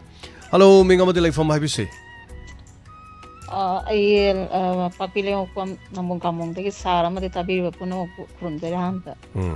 ꯇꯔꯥꯃꯨꯛꯆꯔꯤ ꯇꯥꯛꯄꯤꯌꯨ ꯀꯔꯤ ꯋꯥꯐꯝ ꯍꯥꯏꯕꯅꯤ ꯁꯥꯔ ꯑꯩꯈꯣꯏ ꯍꯟꯗꯛꯀꯤ ꯁꯦꯁꯟ ꯑꯅꯧꯕ ꯍꯧꯅꯕꯒꯤꯗꯃꯛꯇ ꯁ꯭ꯇꯨꯗꯦꯟ ꯌꯨꯅꯤꯌꯟ 6ꯅ ꯑꯩꯈꯣꯏ ꯌꯨꯅꯤꯐꯣꯔꯝꯒꯤ ꯃꯇꯥꯡꯗ ꯍꯥꯏꯕꯤꯔꯛꯏꯁꯦ ꯑꯩꯈꯣꯏ ꯄ꯭ꯔꯖꯥ ꯃꯌꯥꯝ ꯆꯪꯉꯀꯥꯟꯗ ꯑꯝꯇ ꯁꯧꯒꯠꯃꯤꯟꯅꯁꯤ ꯍꯥꯏꯕꯗꯤ ꯀꯩꯒꯤꯅꯣ ꯍꯥꯏꯕꯗ ꯃꯦꯇꯔꯤꯌꯦꯜꯗꯤ ꯑꯩꯈꯣꯏ ꯁꯤꯗꯩꯗ ꯐꯪꯗ꯭ꯔꯒꯁꯨ ꯃꯄꯥꯟꯂꯣꯝꯗꯒꯤ ꯄꯨꯁꯜꯂꯛꯑꯒꯁꯨ ꯁꯤꯗꯤ ꯑꯗꯨꯝ ꯁꯤꯗ ꯁꯥꯔꯒ ꯁꯤꯖꯤꯟꯅꯕ ꯌꯥꯕ ꯄꯣꯠ ꯉꯥꯛꯇꯅꯦꯕ ꯑꯗꯨꯒ ꯊꯧꯕꯥꯜꯂꯣꯝꯗꯒꯤ ꯄꯨꯊꯣꯔꯛꯏꯕ ꯄꯣꯠ ꯆꯩꯁꯤꯡꯁꯨ ꯑꯌꯥꯝꯕꯅ ꯌꯥꯝ ꯐꯖꯕꯅꯦ ꯃꯣꯏꯒꯤ ꯃꯦꯆꯤꯟꯗ ꯁꯥꯕ ꯐꯤꯔꯣꯜꯁꯤꯡꯗꯣ ꯑꯗꯣꯝꯗ ꯑꯗꯨꯝ ꯊꯥꯗꯔꯁꯨ ꯑꯗꯨꯝ ꯌꯥꯔꯦ ꯑꯗꯨꯅ ꯌꯨꯅꯤꯐꯣꯔꯝꯒꯤ ꯃꯇꯥꯡꯁꯦ ꯌꯥꯝ ꯑꯩꯈꯣꯏ ꯄ꯭ꯔꯖꯥ ꯃꯌꯥꯝ ꯑꯝꯇꯪ ꯁꯧꯒꯠꯃꯤꯟꯅꯁꯦ ꯁꯤꯁꯦ ꯑꯝꯇꯪ ꯍꯥꯏꯖꯅꯤꯡꯉꯦ ꯑꯗꯨꯒ ꯕꯣꯕꯣꯛ ꯊꯣꯏꯕꯤ ꯀꯨꯏꯔꯦ ꯈꯣꯟꯖꯦꯜ ꯇꯥꯒꯗꯕ ꯒꯥꯡꯃꯩꯒ ꯋꯥꯔꯤ ꯁꯥꯟꯅꯖꯒꯦ ꯍꯥꯏꯕ ꯕꯣꯕꯣꯛ ꯊꯣꯏꯕꯤꯗꯨ ꯀꯃꯥꯏꯅ ꯇꯧꯈ꯭ꯔꯕꯅꯣ ꯑꯗꯨꯁꯨ ꯍꯪꯖꯅꯤꯡꯉꯤ ꯊꯣꯏꯕꯤ ꯍꯥꯏꯗꯤ ꯂꯩꯇꯦꯗ ꯑꯍꯜ ꯑꯃ ꯒꯥꯡꯃꯩꯒ ꯑꯝꯇ ꯋꯥꯔꯤ ꯁꯥꯟꯅꯖꯒꯦ ꯍꯥꯏꯕꯗꯨ ꯊꯣꯏꯕꯤ ꯍꯥꯏꯕ ꯅꯠꯇ꯭ꯔꯣ ꯚꯥꯅꯨꯃꯇꯤ ꯍꯥꯏꯕꯅꯤ ꯑꯣ ꯚꯥꯅꯨꯄꯇꯤ ꯚꯥꯅꯨꯃꯇꯤ ꯑꯧ ꯑꯗꯨꯒ ꯑꯃꯅ ꯀꯩꯅꯣ ꯕꯣꯅꯤꯂꯥ ꯀ꯭ꯔꯤꯝꯒꯤ ꯃꯇꯥꯡꯗ ꯍꯧꯖꯤꯛ ꯌꯥꯝ ꯀꯟꯅ ꯚꯥꯏꯔꯦꯜ ꯑꯣꯏꯔꯤꯁꯦ ꯁꯤꯁꯤꯒ ꯑꯃꯨꯛꯇꯪꯗꯤ ꯑꯩꯈꯣꯏ ꯕꯣꯅꯤꯂꯥꯒꯤ ꯃꯥꯏꯀꯩꯗꯒꯤ ꯑꯃꯨꯛꯇꯪꯗꯤ ꯁꯦꯡꯗꯣꯛ ꯃꯗꯨꯗꯤ ꯑꯩꯈꯣꯏꯅ ꯍꯥꯏꯔꯨꯕ ꯌꯥꯔꯣꯏꯗ ꯋꯥꯐꯝ ꯈꯔꯁꯨ ꯊꯝꯍꯟꯅꯤꯡꯉꯦ ꯍꯥꯏꯕꯗꯤ ꯀꯩꯒꯤꯅꯣ ꯍꯥꯏꯕꯗ ꯃꯌꯥꯝꯒꯤ ꯋꯥꯍꯪ ꯀꯣꯏꯁꯟ ꯃꯌꯥꯝ ꯇꯧꯔꯤꯕꯁꯦ ꯃꯥꯅ ꯄ꯭ꯔꯦꯁꯀ꯭ꯔꯥꯏꯞ ꯇꯧꯕꯅꯤꯅ ꯄꯣꯠꯇꯣ ꯃꯉꯣꯟꯗꯩꯁꯨ ꯈꯤꯇꯪ ꯁꯤꯅꯤ ꯍꯥꯏꯕꯗꯨꯁꯨ ꯊꯝꯍꯟꯅꯤꯡꯉꯦ ꯃꯌꯥꯝꯒꯤ ꯃꯥꯏꯀꯩꯗꯒꯤꯁꯨ ꯍꯣꯏ ꯍꯣꯏ ꯑꯗꯨꯗꯤ ꯃꯥꯒꯤ ꯄꯦꯖꯗ ꯅꯠꯇ꯭ꯔꯒ ꯀꯔꯤꯗ ꯃꯌꯥꯝꯅ ꯈꯔ ꯍꯥꯏꯕꯤꯌꯣꯅ ꯍꯥꯏ ꯐꯩ ꯑꯗꯣ ꯑꯩꯈꯣꯏꯅ ꯍꯥꯏꯔꯨꯕ ꯌꯥꯔꯣꯏ ꯍꯥꯏꯇꯥꯔꯦꯀோ ꯃꯤꯒꯤ ꯄꯔꯁꯅꯦꯜ ꯀꯩꯅꯣꯅꯤꯅ ꯃꯗꯨ ꯀꯦꯁ ꯑꯃ ꯂꯩꯅꯕꯅꯤꯅ ꯑꯦꯅꯤꯋꯦ ꯑꯗꯨꯝ ꯂꯩꯖꯔꯁꯅꯨ ꯑꯗꯣꯝꯒꯤ ꯈ꯭ꯋꯥꯏ ꯐꯖꯕ ꯋꯥꯍꯪꯗꯤ ꯋꯥꯐꯝꯗꯤ ꯍꯧꯖꯤꯛꯀꯤ ꯌꯨꯅꯤꯐꯣꯔꯝ ꯁꯦꯠꯄꯩ ꯃꯇꯥꯡꯗꯨꯃ ꯑꯩꯈꯣꯏꯒꯤ ꯌꯣꯡ ꯐꯤꯅ ꯌꯨꯅꯤꯐꯣꯔꯝ ꯁꯦꯠꯂꯨ ꯍꯥꯏꯕꯁꯤꯃ ꯌꯥꯝ ꯐꯖꯔꯦ ꯑꯗꯨꯒ ꯑꯅꯤꯁꯨꯕꯗ ꯏꯃꯥ ꯚꯥꯅꯨꯃꯇꯤ ꯈꯣꯟꯖꯦꯜ ꯇꯥꯈꯤꯗ꯭ꯔꯦꯅ ꯏꯃꯥ ꯚꯥꯅꯨꯃꯇꯤꯁꯤ ꯒꯨꯋꯥꯍꯥꯇꯤꯗ ꯂꯩꯕꯅꯤ ꯃꯥꯁꯤ ꯐꯣꯟ ꯇꯧꯕ ꯍꯩꯇꯕ ꯃꯥꯜꯂꯦ ꯍꯥꯟꯅꯗꯤ ꯁꯣꯝꯗ ꯂꯩꯔꯤꯉꯩꯗ ꯃꯁꯨ ꯅꯨꯄꯤ ꯀꯩꯀꯩꯅ ꯇꯧꯕꯤꯕ ꯍꯥꯏꯕ ꯇꯥꯔꯦ ꯑꯗꯨꯅ ꯏꯃꯥꯁꯤ ꯐꯣꯟ ꯇꯧꯔꯛꯈꯤꯗꯕꯅꯤ ꯍꯥꯏꯕ ꯇꯥꯏ ꯑꯗꯨꯅ ꯏꯃꯥꯅ ꯇꯥꯕꯤꯔꯝꯃꯒꯗꯤ ꯃꯌꯥꯝꯅ ꯐꯣꯟ ꯇꯧꯕꯤꯔꯛꯎ ꯍꯥꯏꯁꯤ ꯏꯃꯥꯅ ꯇꯥꯕꯤꯔꯒꯗꯤ ꯐꯣन ꯇꯧꯕꯤꯌꯨ ꯏꯃꯥ ꯚꯥꯅꯨꯃꯇꯤ ꯊꯥꯒꯠꯆꯔꯤ ꯑꯗꯨꯒ ꯍꯧꯖꯤꯛ ꯕꯣꯅꯤꯂꯥ ꯀ꯭ꯔꯤꯝꯒꯤ ꯃꯇꯥꯡꯗꯨꯃꯗꯤ ꯃꯗꯨ ꯑꯩꯈꯣꯏꯅ ꯍꯥꯏꯔꯨꯕ ꯐꯖꯔꯣꯏ ꯑꯗꯨꯅ ꯃꯔꯤ ꯂꯩꯅꯕ ꯌꯦꯡꯁꯤꯟꯕꯤꯕ ꯑꯣꯏꯔꯁꯅꯨꯀꯣ ꯃꯣꯏ ꯃꯁꯥ ꯃꯁꯥꯅ ꯇꯥꯕꯤꯕ ꯑꯣꯏꯔꯁꯅꯨ ꯑꯗꯣ ꯁꯤ ꯁꯦꯡꯗꯣꯔꯛꯎ ꯈꯣꯠꯂꯨ ꯀꯥꯏꯅ ꯑꯩꯈꯣꯏꯁꯨ ꯔꯦꯗꯤꯑꯣꯗ ꯍꯥꯏꯔꯨ ꯌꯥꯄꯣꯟꯇꯦꯕ ꯇꯤꯚꯤꯗ ꯍꯥꯏꯔꯨ ꯌꯥꯄꯣꯟꯇꯦ ꯑꯦꯅꯤꯋꯦ ꯃꯊꯪꯒꯤ ꯀꯣꯂꯔ ꯑꯃꯗ ꯈꯨꯗꯣꯡꯆꯥꯕ ꯑꯃ ꯄꯤꯖꯔꯤ ꯊꯧꯔꯝꯁꯤꯗ ꯁꯔꯨꯛ ꯌꯥꯕꯤꯔꯛꯄꯒꯤꯗꯃꯛ ꯍꯥꯏꯅꯤꯡꯉꯥꯏ ꯂꯩꯇꯅ ꯊꯥꯒꯠꯆꯔꯤ ꯅꯝꯕꯣꯜꯂꯣꯝ ꯁꯥꯏꯠ ꯁꯣꯝ ꯃꯥꯏꯀꯩꯔꯣꯝꯗꯒꯤ ꯊꯧꯔꯝꯗ ꯀꯣꯜ ꯇꯧꯕ ꯌꯥꯎꯕꯤꯔꯛꯄ ꯍꯟꯅ ꯊꯥꯒꯠꯆꯔꯤ ꯍꯜꯂꯣ ꯃꯤꯡ ꯑꯃꯗꯤ ꯂꯩꯐꯝ ꯍꯥꯏꯕꯤꯌꯨ ꯍꯜꯂꯣ ꯃꯤꯡ ꯑꯃꯗꯤ ꯂꯩꯐꯝ ꯍꯥꯏꯕꯤꯌꯨ ꯏꯃꯥꯔꯤ ꯇꯥꯅ ꯏꯆꯥ ꯇꯥꯛꯄꯤꯌꯨ ꯏꯃꯥ ꯀꯔꯤ ꯍꯥꯏꯕꯤꯅꯤꯡꯉꯤ ꯑꯩꯈꯣꯏꯁꯦ ꯍꯧꯖꯤꯛꯁꯦ ꯑꯩꯈꯣꯏꯒꯤ ꯂꯝ ꯑꯃꯗꯒꯤ ꯑꯩꯈꯣꯏꯁꯦ ꯄꯥꯎ ꯐꯥꯎꯅꯔꯒ ꯌꯥꯃꯨꯅꯥ ꯍꯣꯏ ꯑꯩꯈꯣꯏ ꯄꯥꯎꯁꯦ ꯐꯥꯎꯅꯔꯒꯅꯦ ꯄꯨꯛꯅꯤꯡ ꯋꯥꯔꯣꯜꯁꯦ ꯌꯥꯝ ꯅꯨꯡꯉꯥꯏꯅ ꯇꯥꯖꯔꯤꯑꯅ ꯐꯣꯡꯗꯣꯛꯆꯔꯤꯕ ꯄꯥꯎ ꯐꯥꯎꯅꯔꯒ ꯇꯥꯕ ꯏꯆꯦ ꯐꯣꯟ ꯑꯃ ꯋꯥꯔꯤ ꯁꯥꯁꯤ ꯍꯥꯏꯔ ꯑꯩꯈꯣꯏ ꯌꯥꯝ ꯅꯨꯡꯉꯥꯏꯅ ꯇꯥꯕ ꯍꯥꯏꯇꯥꯔꯦ ꯄꯨꯛꯅꯤꯡ ꯋꯥꯔꯣꯜ ꯑꯗꯨꯒ ꯊꯧꯔꯝ ꯈꯨꯗꯤꯡꯗꯁꯨ ꯑꯩꯈꯣꯏ ꯅꯨꯡꯉꯥꯏꯅ ꯄꯥꯎ ꯐꯥꯎꯅꯔ ꯑꯗꯨꯝ ꯇꯥꯖꯩꯑꯕꯀꯣ ꯑꯗꯣ ꯁꯨꯝ ꯅꯨꯡꯉꯥꯏꯖꯦꯅ ꯑꯩꯈꯣꯏ ꯅꯨꯡꯁꯤꯅꯖꯕꯒꯤ ꯐꯣꯡꯗꯣꯛꯆꯕꯅꯦꯕꯀꯣ ꯍꯣꯏ ꯋꯥꯍꯪ ꯔꯦꯗꯤꯑꯣ ꯇꯤꯟꯅꯔꯨꯕꯗꯒꯤ ꯃꯔꯨꯞ ꯃꯄꯥꯡ ꯃꯌꯥꯝ ꯐꯪꯉꯦ ꯃꯔꯨꯞ ꯃꯄꯥꯡ ꯃꯌꯥꯝꯗꯣ ꯄꯥꯎ ꯐꯥꯎꯅꯗꯅ ꯋꯥꯔꯤ ꯋꯥꯇꯥꯏ ꯁꯥꯟꯅꯗꯅ ꯊꯧꯔꯝ ꯇꯥꯃꯤꯟꯅꯔꯦ ꯁꯤꯅꯤꯀꯣ ꯏꯃꯥꯒꯤ ꯋꯥꯔꯤꯁꯦ ꯍꯣꯏ ꯌꯥꯝ ꯅꯨꯡꯉꯥꯏ ꯍꯥꯏꯖꯔꯤꯕ ꯑꯗꯨ ꯊꯝꯖꯔꯒꯦꯀꯣ ꯊꯥꯒꯠꯆꯔꯤ ꯃꯔꯨꯞ ꯃꯄꯥꯡ ꯂꯩꯔꯛꯄꯁꯦ ꯅꯍꯥꯟꯈꯩ ꯏꯃꯨꯡꯗ ꯁꯥꯒꯩ ꯅꯥꯇꯩ ꯌꯨꯝꯗ ꯀꯧꯅꯕ ꯃꯤ ꯈꯔꯗꯨ ꯅꯠꯇꯅ ꯑꯩꯒꯤ ꯃꯔꯨꯞ ꯃꯄꯥꯡ ꯑꯗꯨ ꯀꯥ ꯍꯦꯟꯅ ꯇꯤꯟꯅꯔꯨꯗꯕ ꯑꯣꯔ ꯇꯤꯟꯅꯔꯒꯁꯨ ꯃꯇꯝ ꯀꯥꯏꯊꯣꯛꯅꯕ ꯉꯝꯗꯕꯗꯣ ꯍꯧꯖꯤꯛꯇꯤ ꯆꯦꯅꯦꯜꯁꯤ ꯇꯥꯕꯤꯔꯨꯕꯗ ꯆꯦꯅꯦꯜꯁꯤ ꯇꯥꯕꯤꯔꯤꯕ ꯃꯌꯥꯝ ꯃꯔꯛꯇꯒꯤ ꯏꯃꯥ ꯏꯕꯦꯜꯁꯤꯡ ꯃꯌꯥꯝ ꯑꯃ ꯈꯪꯅ ꯆꯥꯟꯅꯕ ꯑꯗꯨꯒ ꯈꯪꯅ ꯆꯥꯟꯅꯔꯤꯕꯁꯤꯡ ꯑꯗꯨꯒ ꯋꯥꯔꯤ ꯋꯥꯇꯥꯏ ꯑꯋꯥꯕ ꯅꯨꯡꯉꯥꯏꯕ ꯍꯪꯅꯗꯅ ꯑꯩꯈꯣꯏꯃꯛꯀ ꯄꯨꯟꯗ꯭ꯔꯁꯨ ꯀꯣꯂꯔ ꯃꯁꯦꯟ ꯂꯤꯁꯅꯔ ꯃꯁꯦꯟꯒꯗꯨ ꯄꯨꯜꯂꯗꯅ ꯋꯥꯔꯤꯒ ꯁꯥꯟꯅꯔꯗꯅ ꯆꯥꯛꯀ ꯆꯥꯟꯅꯔꯗꯅ ꯑꯩꯈꯣꯏꯁꯨ ꯃꯌꯥꯝ ꯑꯃ ꯂꯩꯗꯅꯀꯣ ꯏꯃꯥ ꯏꯕꯦꯜꯁꯤꯡ ꯏꯆꯦ ꯏꯆꯟ ꯃꯌꯥम ꯂꯩꯌꯦꯕ ꯑꯩꯈꯣꯏ ꯁꯤꯗ ꯂꯥꯛꯇ꯭ꯔꯁꯨ ꯃꯣꯏ ꯃꯁꯦꯟ ꯑꯗꯨꯝ ꯄꯨꯜꯂꯒ ꯆꯥꯛꯀ ꯆꯥꯟꯅꯕ ꯍꯪꯅꯕ ꯑꯋꯥ ꯅꯨꯡꯉꯥꯏ ꯍꯪꯅꯕ ꯍꯥꯏꯗꯤ ꯆꯦꯅꯦꯜꯁꯤꯗ ꯊꯦꯡꯅꯔꯨꯕꯗꯒꯤ ꯃꯔꯨꯞ ꯃꯄꯥꯡ ꯃꯌꯥꯝ ꯑꯃ ꯊꯦꯡꯅꯈꯤꯕ ꯂꯩ ꯍꯥꯏꯕ ꯑꯗꯨꯅ ꯏꯃꯥ ꯔꯤꯇꯥꯒꯤꯁꯨ ꯀꯥꯡꯂꯨꯞ ꯑꯃ ꯂꯩꯔ ꯃꯥꯜꯂꯦ ꯏꯃꯥ ꯅꯨꯡꯉꯥꯏꯖꯩꯅ ꯍꯥꯏꯔꯛꯄꯅꯤ ꯍꯥꯏꯇꯥꯏ ꯌꯥꯝ ꯅꯨꯡꯉꯥꯏꯔꯦꯀꯣ ꯏꯃꯥ ꯊꯧꯔꯝ ꯁꯤꯗ ꯐꯣꯡꯗꯣꯛꯄꯤꯔꯛꯄ ꯍꯥꯏꯇꯥꯔꯦ ꯇꯥꯛꯄꯤꯌꯨ ꯍꯜꯂꯣ ꯃꯤꯡ ꯑꯃꯗꯤ ꯂꯩꯐꯝ ꯍꯥꯏꯕꯤꯌꯨ ꯍꯜꯂꯣ ꯁꯥꯔ ꯑꯩ ꯎꯠꯂꯧ ꯂꯥꯏꯔꯝ ꯂꯩꯀꯥꯏꯗꯒꯤ ꯇꯤꯂꯣꯇꯃꯥ ꯂꯥꯏꯁꯝ ꯁꯥꯔ ꯇꯔꯥꯃꯛꯁꯔꯤ ꯏꯀꯥꯏ ꯈꯨꯝꯅꯖꯔꯤ ꯁꯥꯔ ꯁꯥꯔꯕꯨꯁꯨ ꯏꯀꯥꯏ ꯈꯨꯝꯅꯖꯔꯤ ꯁꯥꯔ ꯑꯗꯣ ꯍꯧꯖꯤꯛꯀꯤ ꯏꯃꯥ ꯔꯤꯇꯥꯒꯤ ꯃꯇꯥꯡꯗꯣ ꯁꯥꯔ ꯆꯨꯝꯃꯤ ꯑꯩꯈꯣꯏ ꯗꯥꯏꯃꯟ ꯇꯤꯚꯤ ꯋꯥꯍꯣꯡ ꯔꯦꯗꯤꯑꯣꯁꯤꯗ ꯄꯨꯜꯂꯨꯕꯗꯒꯤ ꯑꯃꯒ ꯁꯨꯝ ꯑꯋꯥ ꯅꯨꯡꯉꯥꯏ ꯍꯪꯅꯕꯗꯒꯤ ꯑꯩꯈꯣꯏꯒꯤ ꯍꯦꯛ ꯄꯣꯛꯏꯕ ꯏꯃꯥ ꯏꯄꯥ ꯏꯆꯤꯜ ꯏꯅꯥꯎꯁꯤꯡꯁꯦ ꯁꯨꯝ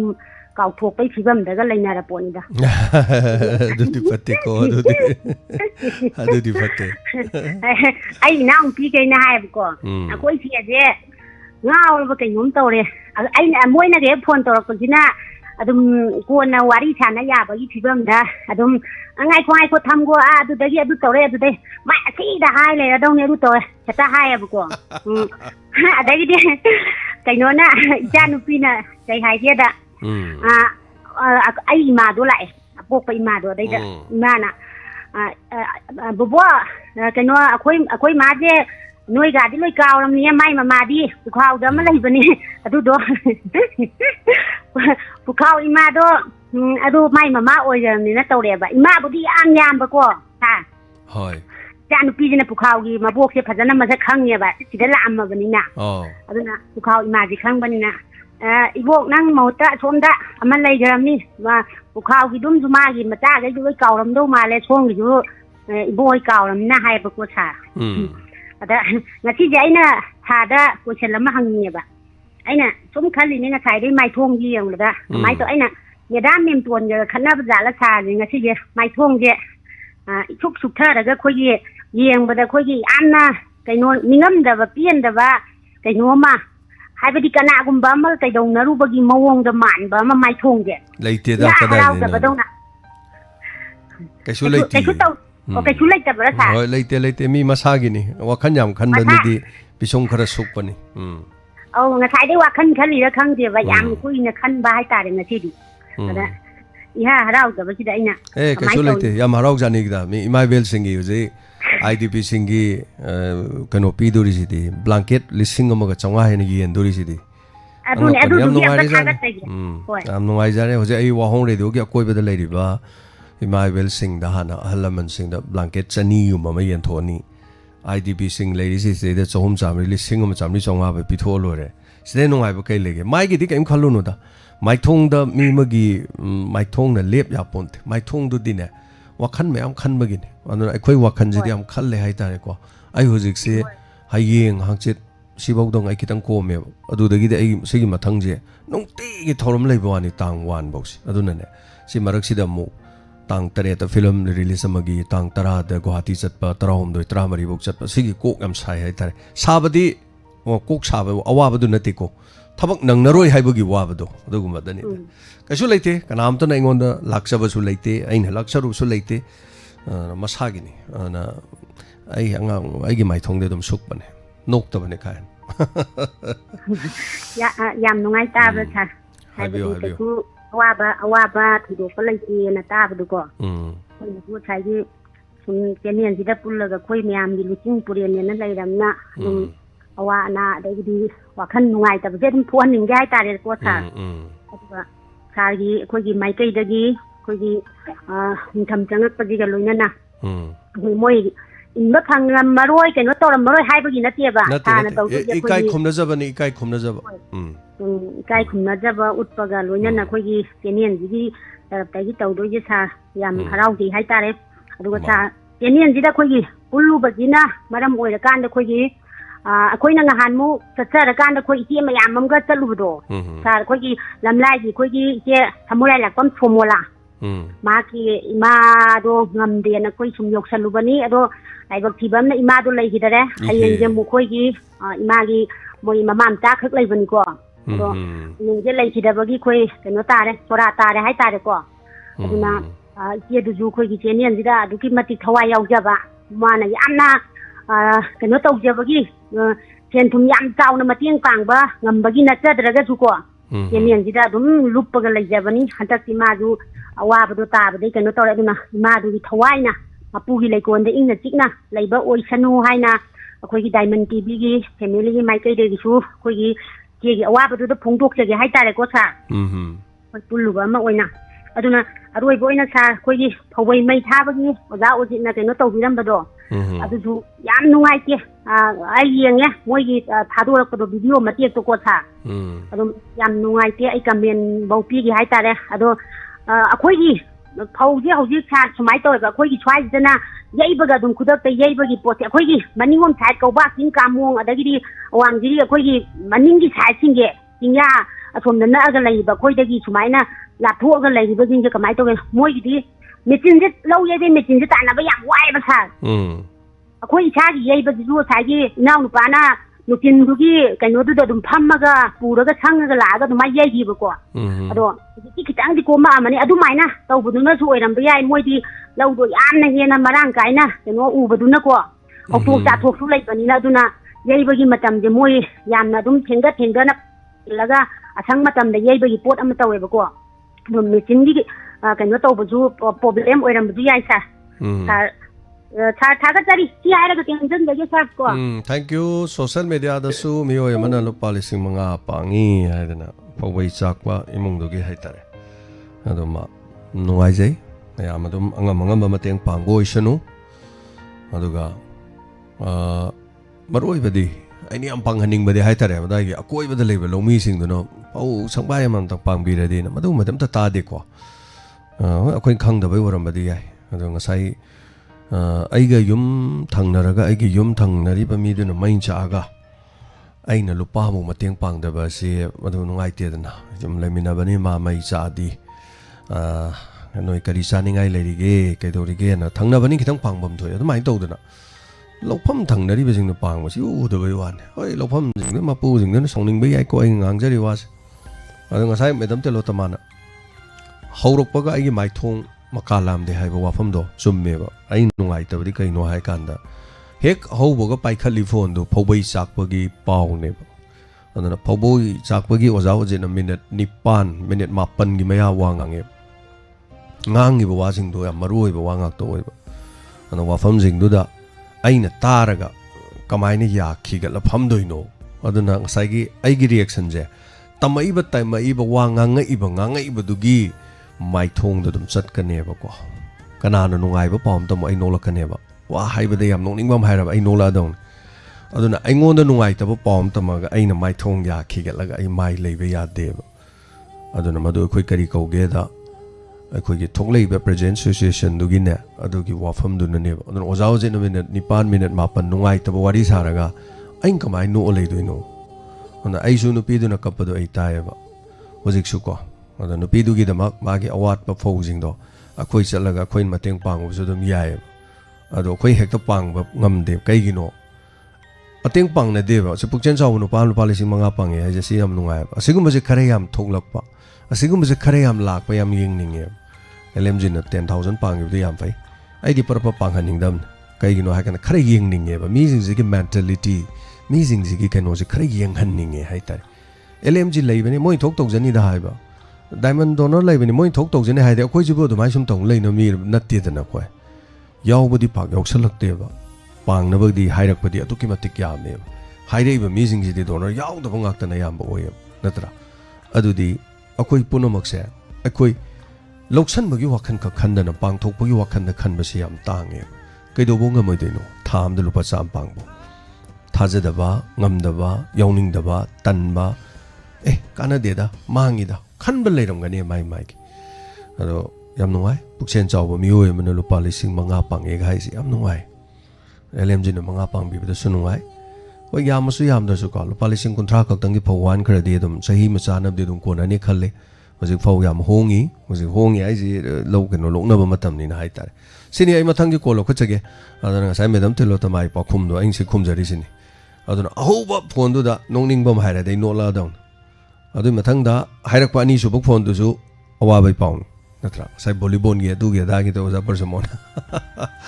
ꯑꯗꯣ ꯍꯧꯖꯤꯛ ꯃꯦꯗꯥꯝ ꯇꯤꯂꯣꯇꯃꯥ ꯇꯧꯔꯦ ꯍꯧꯖꯤꯛ ꯈꯔ ꯅꯣꯏꯁꯤꯅꯤ ꯑꯗꯣ ꯀꯩꯁꯨ ꯂꯩꯇꯦ ꯑꯩꯈꯣꯏꯒꯤ ꯃꯥꯏꯊꯣꯡꯗ ꯑꯗꯣ ꯑꯩ ꯌꯨꯝꯗ ꯅꯨꯡꯉꯥꯏꯇ꯭ꯔꯦ ꯏꯃꯨꯡꯗ ꯑꯩ ꯅꯨꯄꯤꯒ ꯈꯟꯅꯔꯦꯅ ꯑꯩꯅ ꯁꯤꯗꯩꯗ ꯑꯩ ꯑꯋꯥꯕ ꯎꯠꯄ ꯌꯥꯕ ꯅꯠꯇꯦꯕ ꯑꯩꯒ ꯃꯤꯒ ꯈꯟꯅꯔꯨꯏꯅ ꯑꯩꯅ ꯁꯤꯗ ꯃꯥꯏꯊꯣꯡ ꯎꯠꯂꯛꯑꯣꯏ ꯑꯗꯨꯅ ꯄ꯭ꯔꯣꯒꯥꯝꯗꯣ ꯑꯗꯨꯒꯤ ꯃꯈꯥ ꯑꯗꯨꯝ ꯄꯣꯟꯒꯅꯦꯕ ꯑꯗꯨꯅ ꯍꯜꯂꯣ ꯃꯤꯡ ꯑꯃꯗꯤ ꯂꯩꯐꯝ ꯍꯥꯏꯕꯤꯁꯤ ꯍꯜꯂꯣ ꯍꯜꯂꯣ ꯔꯦꯗꯤꯑꯣꯗꯣ ꯑꯝꯇ ꯂꯩꯊꯕꯤꯌꯨ ꯀꯔꯤꯅꯣ ꯌꯨꯇ꯭ꯌꯨꯕ ꯂꯇꯥꯔꯤꯗꯣ ꯑꯝꯇ ꯂꯩꯊꯕꯤꯌꯨ ꯑꯗꯨꯒ ꯃꯤꯡꯒ ꯂꯩꯐꯝꯒ ꯑꯝꯇ ꯍꯥꯏꯕꯤꯌꯨ ꯍꯜꯂꯣ ꯇꯥꯖꯔꯤ ꯍꯜꯂꯣ ꯍꯜꯂꯣꯗ ꯍꯥꯏ ꯂꯩꯌꯦ ꯃꯤꯡꯒ ꯂꯩꯐꯝꯒ ꯑꯝꯇ ꯍꯥꯏꯕꯤꯌꯨ ꯑꯣ ꯌꯥꯏꯕꯣꯛꯀꯤ ꯅꯇꯩ ꯊꯕꯥꯇꯣꯟꯅꯦ ꯑꯗꯨꯅꯅꯤꯅꯦ ꯑꯩꯅ ꯈꯪꯉꯤꯅꯦ ꯍꯩꯇꯕꯒꯤꯅꯦ ꯍꯩꯇꯕꯩꯅꯤ ꯈꯪꯉꯦ ꯅꯍꯥꯟꯒꯤ ꯂꯥꯏ ꯊꯔꯣꯏꯗꯣ ꯌꯥꯝ ꯍꯥꯎꯈ꯭ꯔꯦ ꯀꯣ ꯍꯣꯏ ꯑꯗꯨꯗ ꯍꯥꯏꯅ ꯂꯩꯔꯦ ꯑꯃꯨꯛꯇꯣꯏꯕ ꯅꯪ ꯆꯠꯂꯨꯕꯒꯤ ꯐꯣꯟꯗ ꯊꯥꯒꯠꯂꯛꯑꯦꯅꯅꯦ ꯁꯥꯔ ꯑꯃꯨꯛ ꯃꯌꯥꯝꯁꯤꯅꯅꯦ ꯑꯩꯗ ꯍꯥꯏꯅ ꯂꯩꯔꯦ ꯂꯥꯏ ꯊꯔꯣꯏ ꯊꯤꯟꯕ ꯆꯠꯂꯦꯅ ꯑꯧ ꯑꯗꯨ ꯃꯌꯥꯝ ꯀꯦꯔ ꯆꯠꯄꯗꯣ ꯗꯥꯏꯃꯟꯗ ꯑꯣꯏꯔꯝꯒꯅꯤ ꯑꯗꯨ ꯆꯨꯝꯃꯝꯃꯦꯗꯅ ꯍꯩꯇꯕꯗ ꯏꯆꯥ ꯅꯨꯄꯤꯅ ꯉꯁꯤ ꯑꯝꯇ ꯇꯧꯍꯜꯂꯒ ꯑꯝꯇ ꯌꯦꯡꯒꯦ ꯆꯠꯄꯗ ꯌꯦꯡꯒꯦꯅ ꯌꯥꯝ ꯅꯨꯡꯉꯥꯏꯔꯦ ꯁꯔꯨꯛ ꯌꯥꯕꯤꯔꯛꯄ ꯂꯧꯁꯤꯡ ꯆꯠꯄꯤꯗ꯭ꯔꯕ꯭ꯔꯣ ꯑꯇꯩ ꯀꯔꯤ ꯀꯔꯤ ꯇꯧꯕꯤꯔꯤꯒꯦ ꯑꯣ ꯂꯧ ꯁꯥꯡ ꯅꯍꯥꯟ ꯂꯣꯏꯁꯜꯂꯦ ꯐꯧ ꯀꯌꯥꯝ ꯂꯣꯛꯑꯣꯒꯦ ꯑꯁ ꯌꯥꯝꯗꯦꯗ ꯑꯗꯨꯝ ꯃꯌꯥꯝꯅ ꯂꯣꯛꯅꯔꯤꯒ ꯑꯗꯨꯝ ꯂꯣꯏ ꯁꯨꯃꯥꯏꯅ ꯐꯧꯕꯣꯛ ꯀꯨꯟꯊ꯭ꯔꯥ ꯑꯗꯨꯝ ꯂꯣꯏ ꯑꯣꯖꯥ ꯕ꯭ꯔꯖꯃꯣꯍꯟꯅ ꯐꯧ ꯍꯨꯝꯐꯨ ꯊꯣꯛꯑꯦꯅ ꯍꯥꯏ ꯑꯗꯣ ꯍꯨꯝꯐꯨ ꯂꯣꯛꯇꯕ꯭ꯔꯣ ꯊꯣꯛꯇꯦ ꯑꯩꯈꯣꯏꯗꯤ ꯍꯟꯗꯛꯇꯤ ꯃꯣꯏ ꯐꯧ ꯌꯥꯝ ꯂꯧꯔꯥꯛꯀꯤ ꯊꯣꯛꯑꯦ ꯍꯥꯏꯗ ꯑꯣꯏꯔꯝꯒꯅꯤ ꯑꯁ ꯁꯥ ꯀꯩꯒꯨꯝꯕ ꯍꯥꯏ ꯁꯥꯔꯅꯅꯦ ꯑꯍꯟ ꯃꯌꯥꯝꯒꯤ ꯀꯝꯄꯣ ꯅꯨꯡꯄꯣ ꯊꯤꯟꯕꯤꯅꯤ ꯍꯥꯏꯕꯗꯣ ꯌꯥꯝꯅ ꯅꯨꯡꯉꯥꯏꯖꯈ꯭ꯔꯦ ꯁꯥ ꯊꯣꯛꯂꯛꯄꯗꯒꯤ ꯃꯌꯥꯝ ꯑꯍꯟ ꯅꯨꯡꯕꯤ ꯂꯣꯏꯅ ꯈꯨꯗꯤꯡꯃꯛꯁꯦ ꯂꯣꯏꯅ ꯑꯗꯨꯃꯥꯏꯅ ꯐꯤ ꯑꯃꯃꯝ ꯌꯦꯟꯕꯤꯗꯅ ꯃꯌꯥꯝꯁꯤꯒꯤ ꯍꯔꯥꯎꯍꯜꯂꯤꯁꯦ ꯌꯥꯝ ꯐꯈ꯭ꯔꯦ ꯇꯨꯡꯁꯨ ꯁꯥꯁꯦ ꯑꯗꯨꯝ ꯇꯝꯕꯪ ꯑꯣꯏꯅ ꯇꯨꯡꯐꯧꯗꯅꯦ ꯃꯇꯨꯡꯐꯧꯗ ꯑꯗꯨꯃꯥꯏꯅ ꯉꯝꯕ ꯑꯗꯨꯝ ꯑꯣꯏꯕꯤꯌꯣꯅ ꯍꯥꯏꯒꯗꯧꯕ ꯑꯩꯅ ꯅꯠꯇꯦ ꯃꯁꯦ ꯏꯁꯣꯔꯅ ꯁꯤꯜꯂꯤꯅꯤ ꯑꯗꯨꯅ ꯑꯗꯨꯅꯤꯅꯦ ꯑꯩꯈꯣꯏꯒꯤ ꯀꯩꯁꯨ ꯂꯩꯇꯦ ꯏꯃꯥꯟꯅꯕꯤ ꯑꯩꯒ ꯅꯍꯥꯟ ꯂꯥꯛꯃꯤꯟꯅꯕꯗꯨꯅ ꯅꯪ ꯈꯛꯇ ꯂꯥꯎꯊꯣꯔꯛꯏ ꯃꯣꯏꯗꯤ ꯂꯥꯎꯕ ꯌꯥꯎꯔꯛꯇꯦꯅ ꯍꯥꯏꯌꯦꯕꯀꯣ ꯑꯇꯩꯁꯨ ꯂꯣꯏꯅ ꯂꯥꯎꯔꯤꯗꯨꯗꯤ ꯑꯃꯅꯤ ꯆꯞ ꯃꯥꯟꯅꯩ ꯐꯣꯟꯗ ꯊꯥꯒꯠꯂꯛꯏꯁꯤꯕꯨ ꯍꯥꯏꯕ ꯑꯩꯅ ꯐꯣꯟꯗ ꯏꯃꯥ ꯑꯗꯨ ꯂꯥꯛꯑꯦ ꯑꯗꯨ ꯇꯧꯔꯦ ꯍꯥꯏꯗꯨꯗꯤ ꯃꯃꯤꯡ ꯂꯣꯏ ꯄꯜꯂꯤꯗꯨꯗꯤ ꯑꯗꯣ ꯃꯣꯏꯗꯤ ꯅꯨꯡꯉꯥꯏꯇ꯭ꯔꯤꯖꯥꯠꯅꯤꯗꯅ ꯑꯗꯣ ꯅꯪ ꯈꯛꯇꯅ ꯈꯔ ꯆꯠꯂꯝꯃꯤꯅ ꯅꯪ ꯈꯛꯇ ꯂꯥꯎꯊꯣꯔꯛꯑꯦꯅ ꯍꯥꯏꯔꯤꯌꯦ ꯆꯞ ꯃꯥꯟꯅꯅ ꯍꯧꯖꯤꯛꯀꯤ ꯚꯤꯗꯤꯑꯣꯗꯨꯗ ꯌꯥꯎꯕꯅꯦ ꯍꯥꯏꯌꯣ ꯂꯣꯏ ꯌꯥꯎꯋꯦ ꯑꯩꯅ ꯑꯣꯜꯂꯤꯗꯨꯗꯤ ꯌꯥꯎꯔꯦ ꯃꯣꯏꯁꯨ ꯂꯣꯏ ꯌꯦꯡꯉꯦ ꯇꯣ ꯑꯗꯨ ꯌꯥꯎꯔꯤꯗꯨꯗꯤ ꯑꯩꯅ ꯚꯤꯗꯤꯑꯣꯗ ꯎꯠꯀꯦꯅ ꯎꯍꯟꯕꯅꯦ ꯂꯥꯎꯊꯣꯛꯄꯗꯨꯗꯤ ꯃꯤꯠꯇ ꯃꯤꯡ ꯀꯔꯤ ꯐꯣꯇꯣ ꯎꯗꯦꯗꯅ ꯑꯥꯎ ꯚꯤꯗꯤꯑꯣꯗ ꯂꯣꯏ ꯑꯗꯨꯅꯦ ꯂꯥꯎꯊꯣꯛꯏꯗꯨꯗꯤ ꯊꯥꯒꯠꯄꯗꯨ ꯆꯞ ꯃꯥꯟꯅꯩ ꯍꯥꯏꯕ ꯑꯩꯅ ꯍꯣꯏ ꯌꯥꯝ ꯅꯨꯡꯉꯥꯏꯔꯦ ꯊꯧꯔꯝ ꯁꯔꯨꯛ ꯌꯥꯕꯤꯔꯛꯄ ꯀꯣ ꯑꯗꯨꯅ ꯁꯥ ꯃꯇꯨꯡꯁꯨꯅꯦ ꯃꯌꯥꯝ ꯑꯍꯜ ꯂꯃꯟꯒꯤ ꯑꯗꯨꯝ ꯇꯝꯕ ꯉꯝꯕꯤꯗꯅ ꯁꯥꯔꯅ ꯑꯗꯨꯝ ꯇꯨꯡ ꯀꯣꯏꯕ ꯉꯝꯕ ꯑꯣꯏꯕꯤꯌꯣꯅ ꯐꯅꯤ ꯊꯥꯒꯠꯆꯔꯤ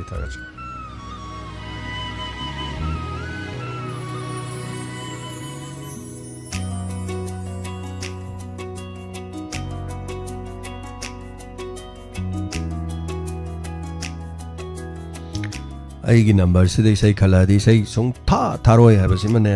ꯈꯪꯕꯤꯌꯨꯀꯣ ꯃꯌꯥꯝ ꯇꯣꯔꯩ ꯐꯤꯂꯝꯒꯤ ꯄꯨꯁꯄꯥꯔꯥꯅꯤꯅ ꯁꯛꯄ ꯏꯁꯩꯗꯨ ꯊꯥꯔꯣꯏ ꯑꯩꯉꯣꯟꯗ ꯑꯗꯨꯅ ꯑꯩꯒꯤ ꯅꯝꯕꯔꯁꯤꯗꯤ ꯏꯁꯩ ꯈꯟꯕꯒꯤ ꯅꯠꯇꯦ ꯑꯗꯨꯅ ꯏꯁꯩ ꯈꯟꯕꯒꯤ ꯅꯝꯕꯔꯗ ꯑꯣꯏꯅ ꯊꯥꯕꯤꯌꯨ ꯍꯥꯏꯖꯔꯤ ꯍꯔꯤ ꯇꯦꯟꯊꯥꯗꯒꯤ ꯐꯣꯟ ꯇꯧꯔꯛꯄ ꯑꯗꯣ ꯄꯥꯏꯒꯦ ꯇꯧꯔꯒ ꯅꯪꯍꯧꯗꯦ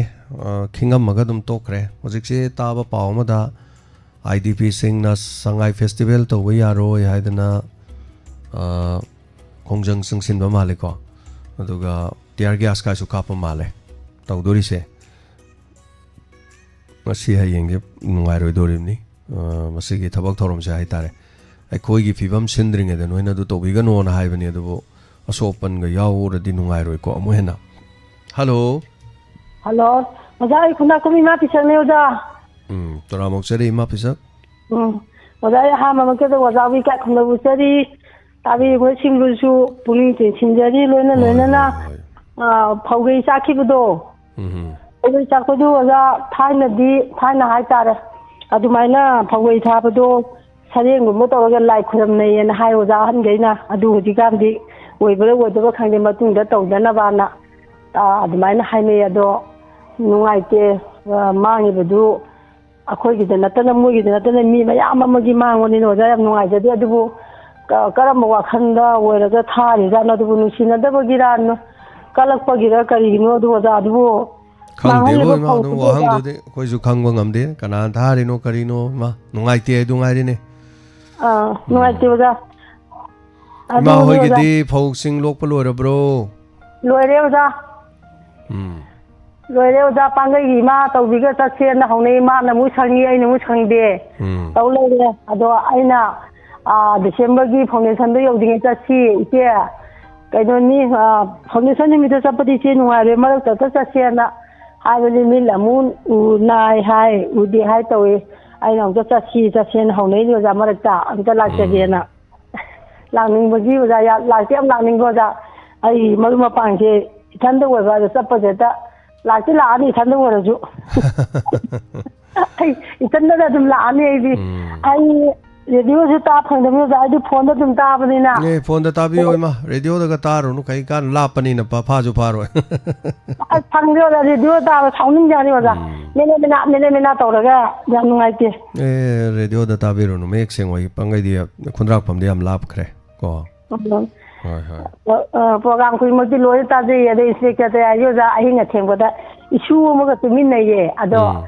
ado school chapa theng na nongala ga theng ta je oja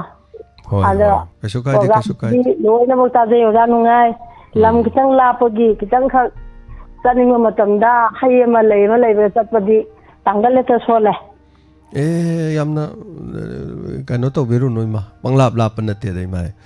pangai khundrak pam si imphal le kilometer kun hai ta re imphal le ge khoi ste de kunthra manga ma odo imana khoi da lak toi se kunthra manga kun ma hapchala kan yang khai manga ni yang khai manga se khoi se de gi wari ni ko more bok chat pe kilometer humudra manga ne ba khoi se de gi odo imphal de gi no more bok kilometer chamani chaurak pa adu more bok yo na te da lap ke lap koi sidagi moirang bok chatpada koi sidagi nak chatpada ko lambi ani lai phalom chalaga di lap pe pung ani khai change somdagi faujala sakadi pung ama khak changi wari ni koi ma aduna yengna ro de ke sulai ponte mi di no mo de kilometer chamri do train thong office karim ni ne car thor office karim ni kai adu bu ima alaman sing oi beda di lap ko adu no ma ayu ngan ne hek thok law ma ko sak chara me ta kang soi de iro mo tor sar lo ri ma no me ta lap pi thaga chari Imaibel Singh gida ma kona jaba koi ta bi riba mayam si Imaibel Singh yam saru gami aduga koi gi thorum ta ba da koi gi statistics sai ta re koi gi YouTube ki statistics te ta ganda koi gi khwai ta ri je sei kon ma de no kun thra mari si manung jin khwai ya me ba yam tha jadana ona koi thorum si sine YouTube ta ba gi chang hai ta re aduna YouTube ta kari da ta kan da koi na an ngak ta no loi ta gra bai ning bai wa ni YouTube ki statistics ta gi ang kan da di Jahi kun ga manga da gina kunthra ga manga fom khwai yam me ba khoi se taris ado humpu manga tai do masing yam de habe wan kaji hoi mi lising manga ma mari ma taru ma average te par je lising tara gi chang da ne ba pa ba ko anyway am no jare ma thangi caller mom lo ko chage hello minga ma de lai fom haibiu hello cha ya pok to ta gi gam na ne cha ta pe ho kari wa fom haibi ning ba Sari sa gi mayam kola ma wai sa to no ta yam ngai ba hai ta no ga tai ya no tai ni no ta da de kap ta ga dro do nunga hoi adu adu ga agi ni da do kap matang de kap ning go yorok tra ne wari kap ning go wari yoro idu di mayam wari sa na da adu gi yoro da yam nungai je sa thong ju gi ken amu phone tau bi rak pa de gi ya pok ta gi krom gi thaba to nong tok pa wari sa ba do am ngai ba hai ta da sai sei kya surage sai sahi humfu ga hum da hare hojik adu di yom da kari hona biri tayin hona de da sa gi sumangang gi ka chen na ba de gi ngon num ke ka su jab de na mana masing da tha de no khotana matam patha ba khot pa taw dro tawi yam nungai do koi thorom di radio da ta bro phone dro sa kai di do ta ta ne ba ko asiri do se dum nongam ta sum tha dre ya nungai ra sa do te yai phangi nungai atheng ba gi ju angan ba gi ju adagi punwa no ni ma dum ta ra ban ni sa do sam nungai gare apien bo ja gare sa do na nungai bo chung ma na ba mayam ju khangna ta na ba phange sa gi de phom ji da do na ya nungai de sa pien ba ma ta ngai thank you pen ba nga ta ngai ra do no ga tai ha bani no ga ta bi ko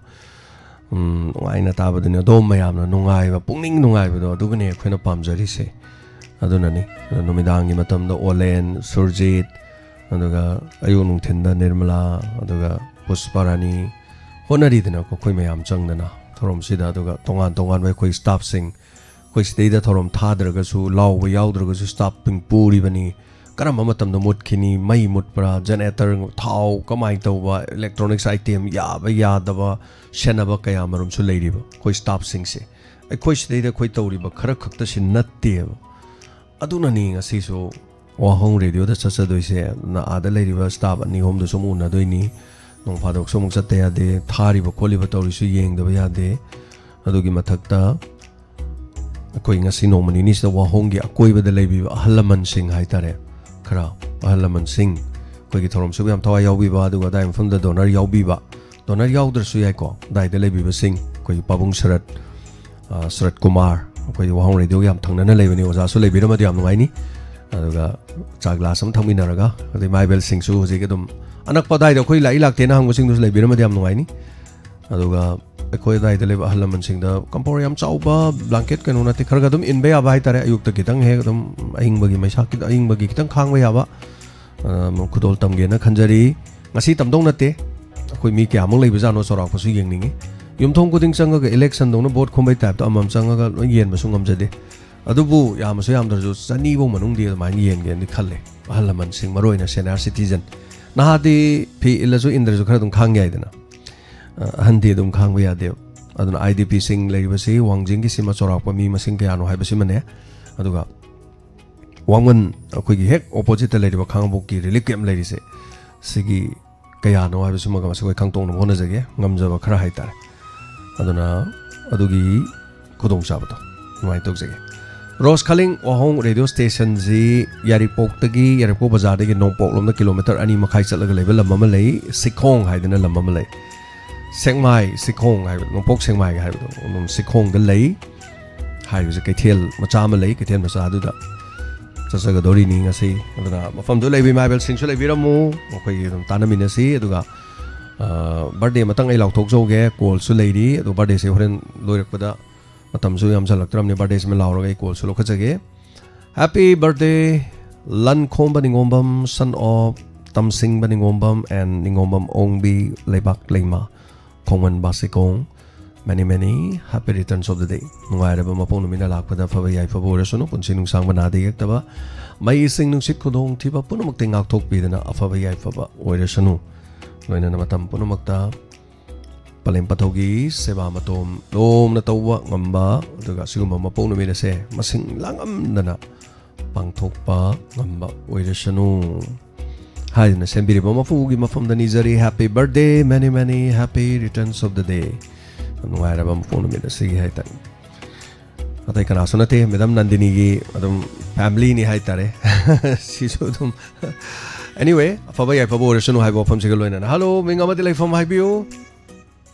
hello sa khangabo surang dai kopi call to birak pa kari wa fam haibi ningi sa lau mai thaya du yam nungai ya ta bai tare sai mai gi chana ba do phajana wa na honaraga haidi khoi sam nai de wa la ga sa ja ba ngatani adan dumai tawbudu yam nungai ja ta bai tare ni sa mado mapunchi supat sara hendana sibo orajano hai tare ni yam battaba mini yam battaba mapunchi supado ma adu ma cheng do ma thagi ba cheng do chaba ngamdana ne ma lan bo orajano hai tare ni sap tum toksan ge ba sa khoi line da dum mi tara ma thitain thoi dum wari sanna jai ko tara ma thoi train thoi wari sanne ba hojik su sanai ro adum nuti ge dum sanai koi line ngakta auto oi ba so man yawi ko kaino auto oi ba di geno auto ai khongi orthogi auto gi khong ya jada ba miti ya ba miti ya ba aduna amma ni kum ya watai de blind ngaktani ko yam nuksi bane adumai thokan do na amuk ai gi sida lakpa kanda khong ya dabdo aduna mana khong ya dabdo na mai mituna oida chalu yeta chalu hare tungde illi duna mit udabana illeba tauri se mana muk chat pangam ba hai tare tauri se nuksi ga jani aduna aina kari haini aina mit ujada baduna ngasai gi chat pangam baduna mana muk chat pangam baduna mit udaba aduga muk ngasai mit uri duna muk chat pangam daba aduna kai do ge da wheelchair da phamaga mit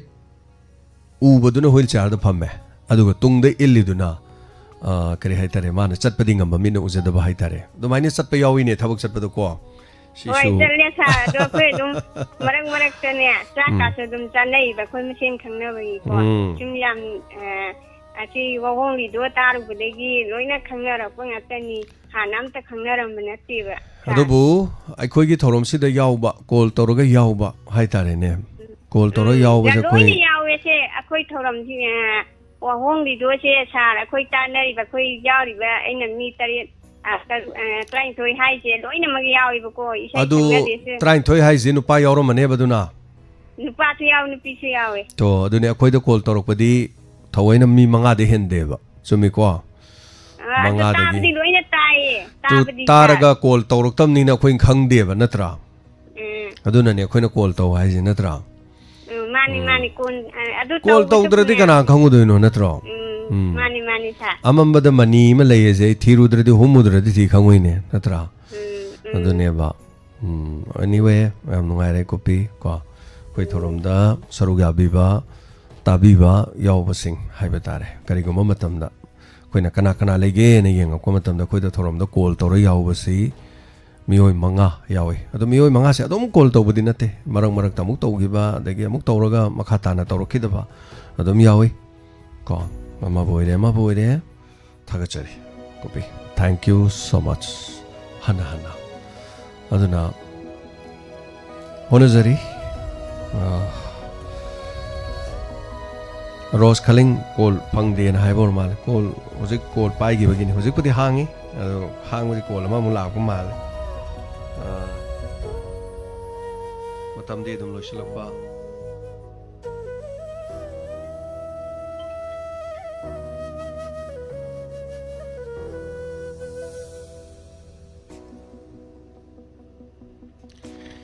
kanghok de matam de dum lo shilaki thorom sida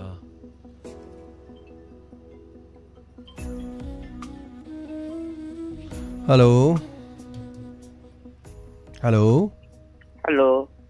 Minga de lek from Highview. Ima kangabo ki likem ki ima dene. Oh. Ima likem ki se ima me mami kya no puna lei se sorok pa. Hoji se imo mi yamdre boko. Yamdre su kya lege be ma. Mi je chawanga. Hoji ti angang nu bi ka kai ga di ahan di bangam yamdre da. Masingdo padana thibadi thidramnina khangdre ima sorok pa leidana ima sama deina samya khaibo ka haiba leidana angang nu bi ka kai ga di hoji yang khai hum pung ti lem do male ado ahan di yamdre okay kai no ga mai mai tungan chana rabnina loin cha thokre ba ko mana khudong sang na mafam da leina gi ba mai family tungan chana re ba re ibona lakbido se kai numta lakoi noina hangde numit tile pangam dri mai tang kolomdoi maybe konmari kolomdoi natra konmari ani study oira ba yai aduga imaje thokom da thaba magi chatpa thopam da ima dom thorom tabiu lakada bodo tum si thorom si dum lak thok sarakan hoi ai hojinga sai dei thorom ta ye ai sei ta ri ne ima yam nungai re thopam da thaba magi lak patuda aina di kem da hoji tongan loi anarani na noni sida sum lei ba aina hoi thopam da inau pam lei ba adu gi te lei ba adu te isa la ko tu thengna ning ba adu gi nimit tu khangja ning wei wa ni da pani adum puning warol tabi koi ma ko puning warol tar kan da dum khangan jarake adaga koi plan khara tawjari adaga yengjage ma na chawaina tawba thabakti afaba fatabadi khangde ma dabu tokthorokadaba thabak-sing thangagiba khongthang-sing kitang adum top na tum tongan na adum khara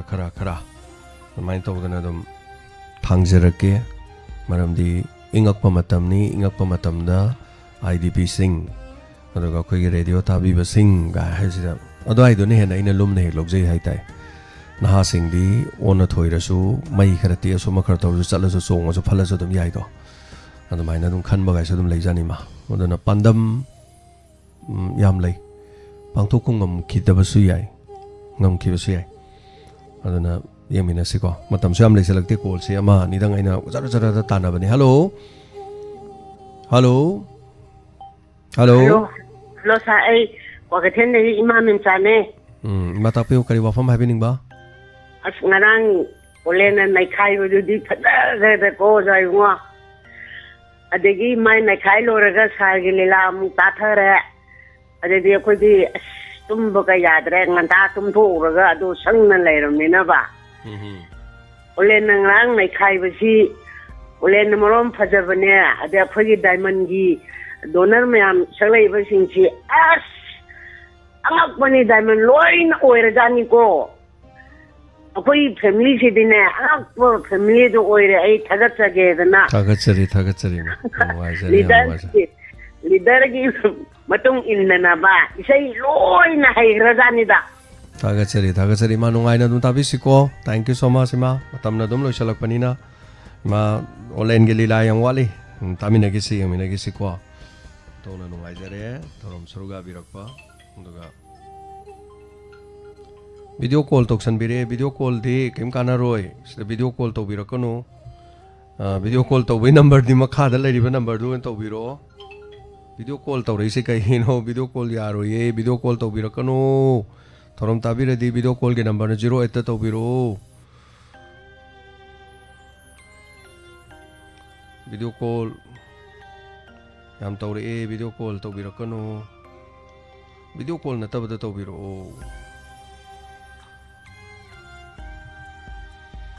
video call ꯇꯧꯕꯤꯔꯛꯏꯗꯣ video call ꯇꯧꯕꯤꯔꯛꯀꯅꯨ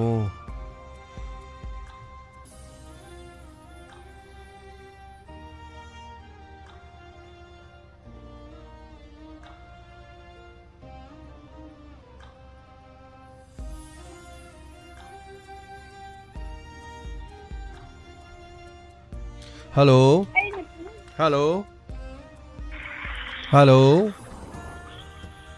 Hello. Sangeeta Tari, Thorum, Puning Warol, have you? Oh, I say, problem Kara to talk about Indian poems like the Baga, who like her, or do the shooting Jang, but Manga Taru died the I say, speak the pay, I'm the Tadi, Marang, they tab Hogalapani. Abdam nuwaitaba kanogi masi adugi khuoto aduji haijege deinhan chahi manga subai du sungarang khattaba aina tadri ngadu yam tawrameda to ya ngare lai tharoi utpan numitu ju aina lai tharoi to moja la khallaga haibudi ngamdra baise adukan da chabasu yadriba ini bolai tabagi aina Simasi ya tadi kongyom Sangeeta ginahaki operation dudi kamai tawrage hayeng khangan kandi ta do mal okay numiti hayeng la wa haira paneba numiti leptri bako moi hayeng ado moi ngasi khara ma tawgreba duna moi gi je thogon jen ga mande ga oiba mai operation je aduna ai nasi nang haudra mina sago nindo ka bata do mala hayeng la wa mina pare mai pakna dum pangthok po oresanu kaisu yamna luningai leite phabo oresanu ko dagi kasum ta khande adai da thum ngai ta bai tare anna bagi tes ke to basilingai ga ine po la salak ta baga program je anta ya hauda ga nungai ba adai nungai ta basu yaw bodo masi dugi ot bagi adai Huji to asemba ka tho po yaurangani ko kai khanjalu budai singa sai ka pe yauri ni chelak panu mit belendri belendri bijari saugi thong bijai ni na nan thokina ba asumana tawi ko min keno tawra junu pana pa ma junu mani ma ku pam drdi ot pa sai o sa lai kai wa khanje khanjal hawai maru man man ai sika sai pi ta khangau dre loi ju loi ti tang ka taranga gi tani ta ba hore ai se wari makha ta ko mai rakhini Huji shuta do ne puni warola mukhatli ne Okay thank you phabo resi operation mai pa po biro ko dugam pau tamo any problem later so dum hai biro ko thagachari thank you so much daga kobi char haira champra degiri tilo mucha kari kobi myam pibirami Sangeeta okay mayum thank you so much aduga adu khakta sunate na joma na thoki bamju pirame ko law singum bamju na thokte na thank you so much Sangeeta okay gi call to biram tu Sangeeta kawi adu si pirami ji Sangeeta kawi aduna Sangeeta wangkhai mayo sinako thank you so much aduga family da kon mana masing adu te hiram kya polong kya so biramba thagachari phaba puno minersi loina ngasi gi damokta di matang asi pungning gi waro thorom lo sinjare call yam la ngasi di call pai bangam de roi ben numit hai gadra roi be loiram dai matam hai gadra numit nate na waro biroi hayeng amuk call makha satha biraga dum thorok ya minasi asi gi di matang asi lo sinjaba gi abalok jare phaba punamok oi minersi punamapu thorom lo sinjaba gi ya abalok jaba go loina na khurum jare take care Rilza's Peace and Hearing Care, Lilong, opposite HP Petrol Pump near Lilong Police, Thobal District, Manipur. मफम असिदा मियामगिदमक्ता लोन थोक्तबा ना तादबा लेखा फाजिनबा हाइरिबसिंग असि लायेंगजरी अनौब technology की खुचु खुलाई क्या सुना लेरबा मफम अमनी अंगांगसिंग मतम चाना लोन थोक्तबा वांगांगमदा लुम्बा लोन सेंगदबा वांगांगमदा मरै लटबा मरोन थोकपदा थेंगथानबा ऑटिज्म वॉइस डिसऑर्डर लोइनना बीपी स्ट्रोक तौरबा मतुंगदा लई लोम्बा वांगांगमदा मयेक सेंगदबा सोशल कम्युनिकेशन की इशू सिंग मायोगनरिबसिंगदमा स्पीच थेरेपी पिजरी अकोप मरोलगिदमक असिंग असि मकॉल तोबियु 7005136022 लोइनना 9232384203 मतकता पंजरिब खुदोंग चादबसिंग असि अदोम नमायोक नबिरबा अदोम अदोंगी इमुंगदा खुदोंग चादबसिंग असि थोक्लबदी ngasing ngasing magtanabi Rilja Speech and Hearing Care Lilong opposite HP petrol pump near Lilong Police Thobal District Manipur हौखिबा तांग निपान था 13 ꯏꯪ 2025 थांग नुमित की अयुक्ता सन अंगांग बिहातम अमोम अमा पुलंबदगी मफम खंगदना मांगख्रे सन की मंगक समदा नाइलोन की थौरी असंगबा अमकी की लोइनना कांग्रेस की लेंयान पी अमसु की फदी अंगौबा अमसु की कनागुंबगी इंखोलदा चंगदुना फाजिनबिबा यावरबन नुंगाइरबा Paojel Ningthem eye care and optical सैसक्पी बेबी चंचन की थोंगान मयादा लेरिबा opposite oil pump near district hospital Thobal Khangabuki heck opposite leijariba Ningthem Eye Care and Optical na chahi ama pharakpagi khudong chaba pizari frame amadi lens pulaga sumnatagi lupa lising amadagi haujagan loinana mid lying ba free oijagan pizari bo offer se October gi tang 13 targina November gi tang 13 phauba pijagan akopa marol gi dama 8787344541 amukana 8787344541 हाइरिबा नंबरसिदा अकुपा Marol खंगबा यागनी लेंसिन बिरो Ningthem eye care and optical की चाही अमा फारकपगी खुदोंग चाबसी लौबियु मफमना सैसक्ति बेबी चंचल की थोंगा opposite oil pump near district hospital Thoubal खांगबो मियाम गिदमक नुंगाइरबा पाउजेलमा क्रेडिट समाधान की माइकेदगी पुदुना लाक्चरी अदोमगी सिविल स्कोर नेमबदगी बैंक अमदी एनबी